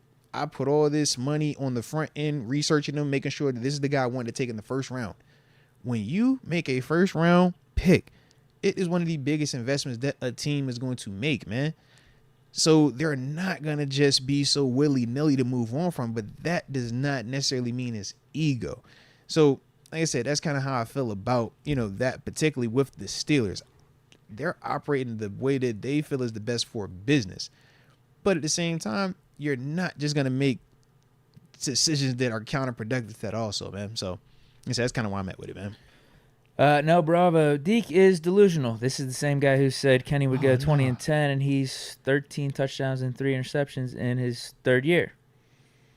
All right, we're definitely exaggerating a little bit He here. gave you some exaggeration. It happens. He gave you some. It's not like he's played a full 3 years. We're talking about like a year and a half, really. He definitely gave you some. Total games played. He was gonna say he 32. You know that. Again, this isn't like a strong defense. It's not something I'm like a defense I'm proud of making. But you see how things can get so lopsided going against Pickett and some of the commentary that's going on here. He goes on, bro is just a loyal Pitt fan, SMH. I mean, why am I giving Mason Rudolph the edge going into this offseason over Kenny Pickett if I was the coach? Yeah. I'm not. I think the guy can still be good. Get him off your deep. I'm simply just not writing him off as being our starting quarterback and being the future. That's it. That's really it. I see you, baby. I like what I saw from Mason, so I would like to give him a chance. I'm interested to see what he could do. But if we got stuck with Kenny, not stuck with Kenny, but if like that was our main option going into this offseason compared to what all the other options are in terms of the draft and free agency, I'm 100% willing to roll with Kenny Pickett as QB1. Yeah. Build the team up around him. This is the passer failure for Kenny, and then if it's a pass, we're feeling great. Absolutely. If it's a fail, team's ready. Go get another quarterback, trade, draft, however. Like go all in. Go all in for the next guy. Let's go UW. No way either of you are pitching for Sam Darnold for legitimate competition. He's worse than Kenny. That's bad to worse. Okay. I mean, I ain't on the Sam Darnold train, man. But I could definitely understand where you're coming from. I could definitely understand that. We also had another one. Ryan. I don't think it would be like it would be competition, but yeah, I think Kenny should be wins out. Yeah. We favor Kenny. Whatever it is. Yeah. The only two guys I would be good with just straight up competition. No like biasness towards like Kenny because he's the first round pick and he's young and he's been with the organization. Anything like that. The only two guys would be Mason Rudolph and then also Justin Fields. Yeah. Those would be the two where it's just open competition, like may the best man win legitimately. Yeah, we're on the same. Everyone else, it's like, we could bring them in. It's like this could be the backup. I wouldn't feel good Push if they Kenny beat a little out bit because there's a name involved or there's some talent there, but I would not feel good if any of the guys not Mason Rudolph or Justin Fields were to beat out Kenny. I wouldn't feel good about them being our starter. If Sam Darnold beat out Kenny Pickett, I don't feel good. If Ryan Tannehill beat out Kenny Pickett, I don't feel good. It's like I don't want them as my guys. But we're kind of forced in a situation where it's like, all right, if we don't get Mason back and we don't go and spend on a Justin Fields, do I got to take this chance of it being one of them? And that's the thing for me where I'm just like so torn about getting Mason back, priority number one, or going out there and trying to see what this Justin Fields thing is talking about, because I truly don't want a scenario where Tannehill or Sam Darnold is the starting quarterback next year. But at the same time, it's like, man, I objectively can see a scenario where that could be the case. And that's my big hiccup with them type of dudes, man. We did skip one. Ryan Duran. Let me get him real quick. Shout out to you, Ryan, as well. And yeah, shout out to Ryan Duran. I like Ryan Duran. We should ask you about your reading. And do you like to read the same other books as the other Ryan? Shout out to my dog, though. He says, look at these playoffs. In order to win, you need a guy to produce at the end of games. That's who I want as QB. Okay, so that goes in line with support for Kenny then, because Kenny does produce at the end. I think so. Yeah. We the One says, I'm sorry, but to me, Kenny equals Bo Callahan. Done with 8. I'm trying your boy. Adar Gazar 757 says, Kenny has never outplayed an opposing quarterback yet in the NFL. More fake news. I was going to say, how you feel about that? I'm pretty sure. I swear to God, we came in after that Rams game, and I said Kenny Pickett outplayed Matt Stafford yesterday, no? Is it true? I'm pretty sure I said that. So, I mean, that's just one example. But, yeah, I think Kenny Pickett's outplayed a fair amount of quarterbacks thus far. Didn't he? Derek Carr? No, in the Christmas Eve game? Last year? That was the Frostbite game. I remember that was cold. It was super cold. Deshaun Watson, well, the end of 2022. Okay. That was a pick 6. I remember seeing that. I mean, I'd argue he outplayed Jordan Love this year. Ooh, okay. I'd argue that. Okay. I like your argument. I like it. Okay. Again, Deshaun Watson this year again. This is okay. This is true. Yeah, I don't feel like getting into it that much, but yeah, it's just a straight up lie. So get off his neck is what he said. You heard him. Get off his neck. Well, another example. I know this dude was a backup quarterback, but I remember at the time a lot of people were saying they would take him over Kenny. Yeah, I remember that. Really outplayed Jake Browning. Yeah. Really outplayed Jake Browning. Mason the Rudolph first game. outplayed him as well. Yeah, But it's the first one without Canada. I remember that one. I'm pretty sure the Bengals were still in the playoff mix. At some point, they were 8-6, and people were talking about Jake Browning potentially being a starting quarterback somewhere next year and getting all hyped for him. So there was that. Adar Gazar again, 757 says Mason and Kenny is mediocre. Hold on. Shout out to Adazar. That's probably how you say Adar it. Gazar? Yeah. Adagazar. Yeah. Shout out to Adagazar 757, man. You rocking with us today, man. Now we appreciate you from the top rope, man. Believe that, man. Definitely appreciate you being here with us today. Says Mason and Kenny is mediocre, thinking's gonna get Mike Tomlin fired. Steelers are a QB away. I think we are a QB away. I agree with that. I think that's where we're at. So we gotta find out if we got the answer. I mean, that is the beauty of where we are at, though. I mean, that's really where we're at. Legitimately, like, right there on the cusp of it. That's why this type of convo with these type of moves matters so much. Because it's like, yeah, if Kenny does make that jump, then, yeah, we got what we need. But if he can't, is it Justin Fields? If it's not him, is it Mason Rudolph? If it's not him, can it be a Trubisky? Is it not him? Is somebody in the draft? Is it a Bo Nix? Like, who is it? Because we feel like we got a lot of talent, but we know that clock is also ticking. So I get it, man. I get it. Let's go, UW Moats. Don't forget my other guy, Frank Crum, at right tackle for the combine, along with Gibbs. No, Frank Crum. I've heard of Frank. Yeah, I like Frank. Last one is I'm Sean going to talk McCartney. more about them, too, but I definitely like Frank. I know exactly what you're talking about. Sean McCartney says, my dream punter is Blake Gillikin, but I don't know if he's available. Also hope we can make a move on Jalen Johnson or Snead to help the secondary. Talking about Sean McCartney, did you say your dream punter? Why you playing like that? You got to, bro. All right. I like his energy, man. All right. We're going to add it to the list. Name to watch. I don't know who he is. Like, he's talking about him being available or not. So maybe he's a free agent. You know what? We're going to find out. I guarantee you ain't going to get me on him again. Yeah. I like that. But absolutely love the corners you talked about. Jalen Johnson and Ladarius Sneed. Either one I'm cool with. Personally, give me Sneed. Higher pedigree. I done seen it in terms of like postseason, Super Bowl, playing in them type of games. I don't know. I feel like I'm getting somebody, a New England Patriots type cat. A dude that is not going to, not all of them are the same. We get that, all right? Because I know we got a little PTSD with our last New England Patriot. But typically, it's like, man, them dudes are accustomed to playing those big moments. Them dudes are, that's never going to feel too much for them and they're going to get weirded out. When I look at L'Jarius Sneed, it's like, man, we done seen his game really keep going this way, right? And even in some of these bigger moments, these bigger opportunities, he still is showing up. I'm not saying that Jalen Johnson can't.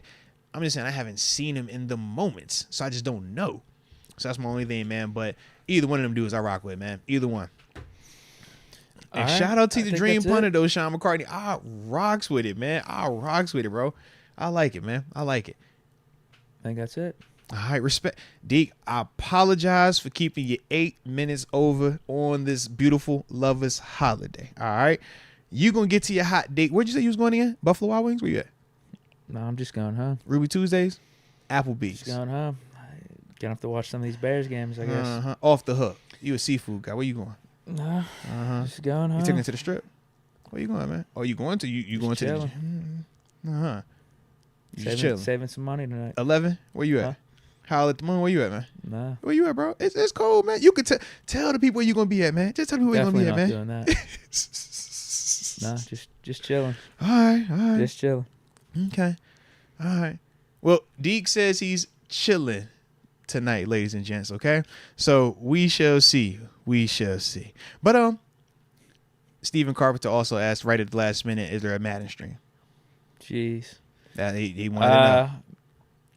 Maybe within the month. I do want to come back. He all in the body. I've been chilling on the Deke YouTube channel too, but I got good stuff coming. Trust me. Come on, man. Trust me. Come on, man. I think the wait will be worth it.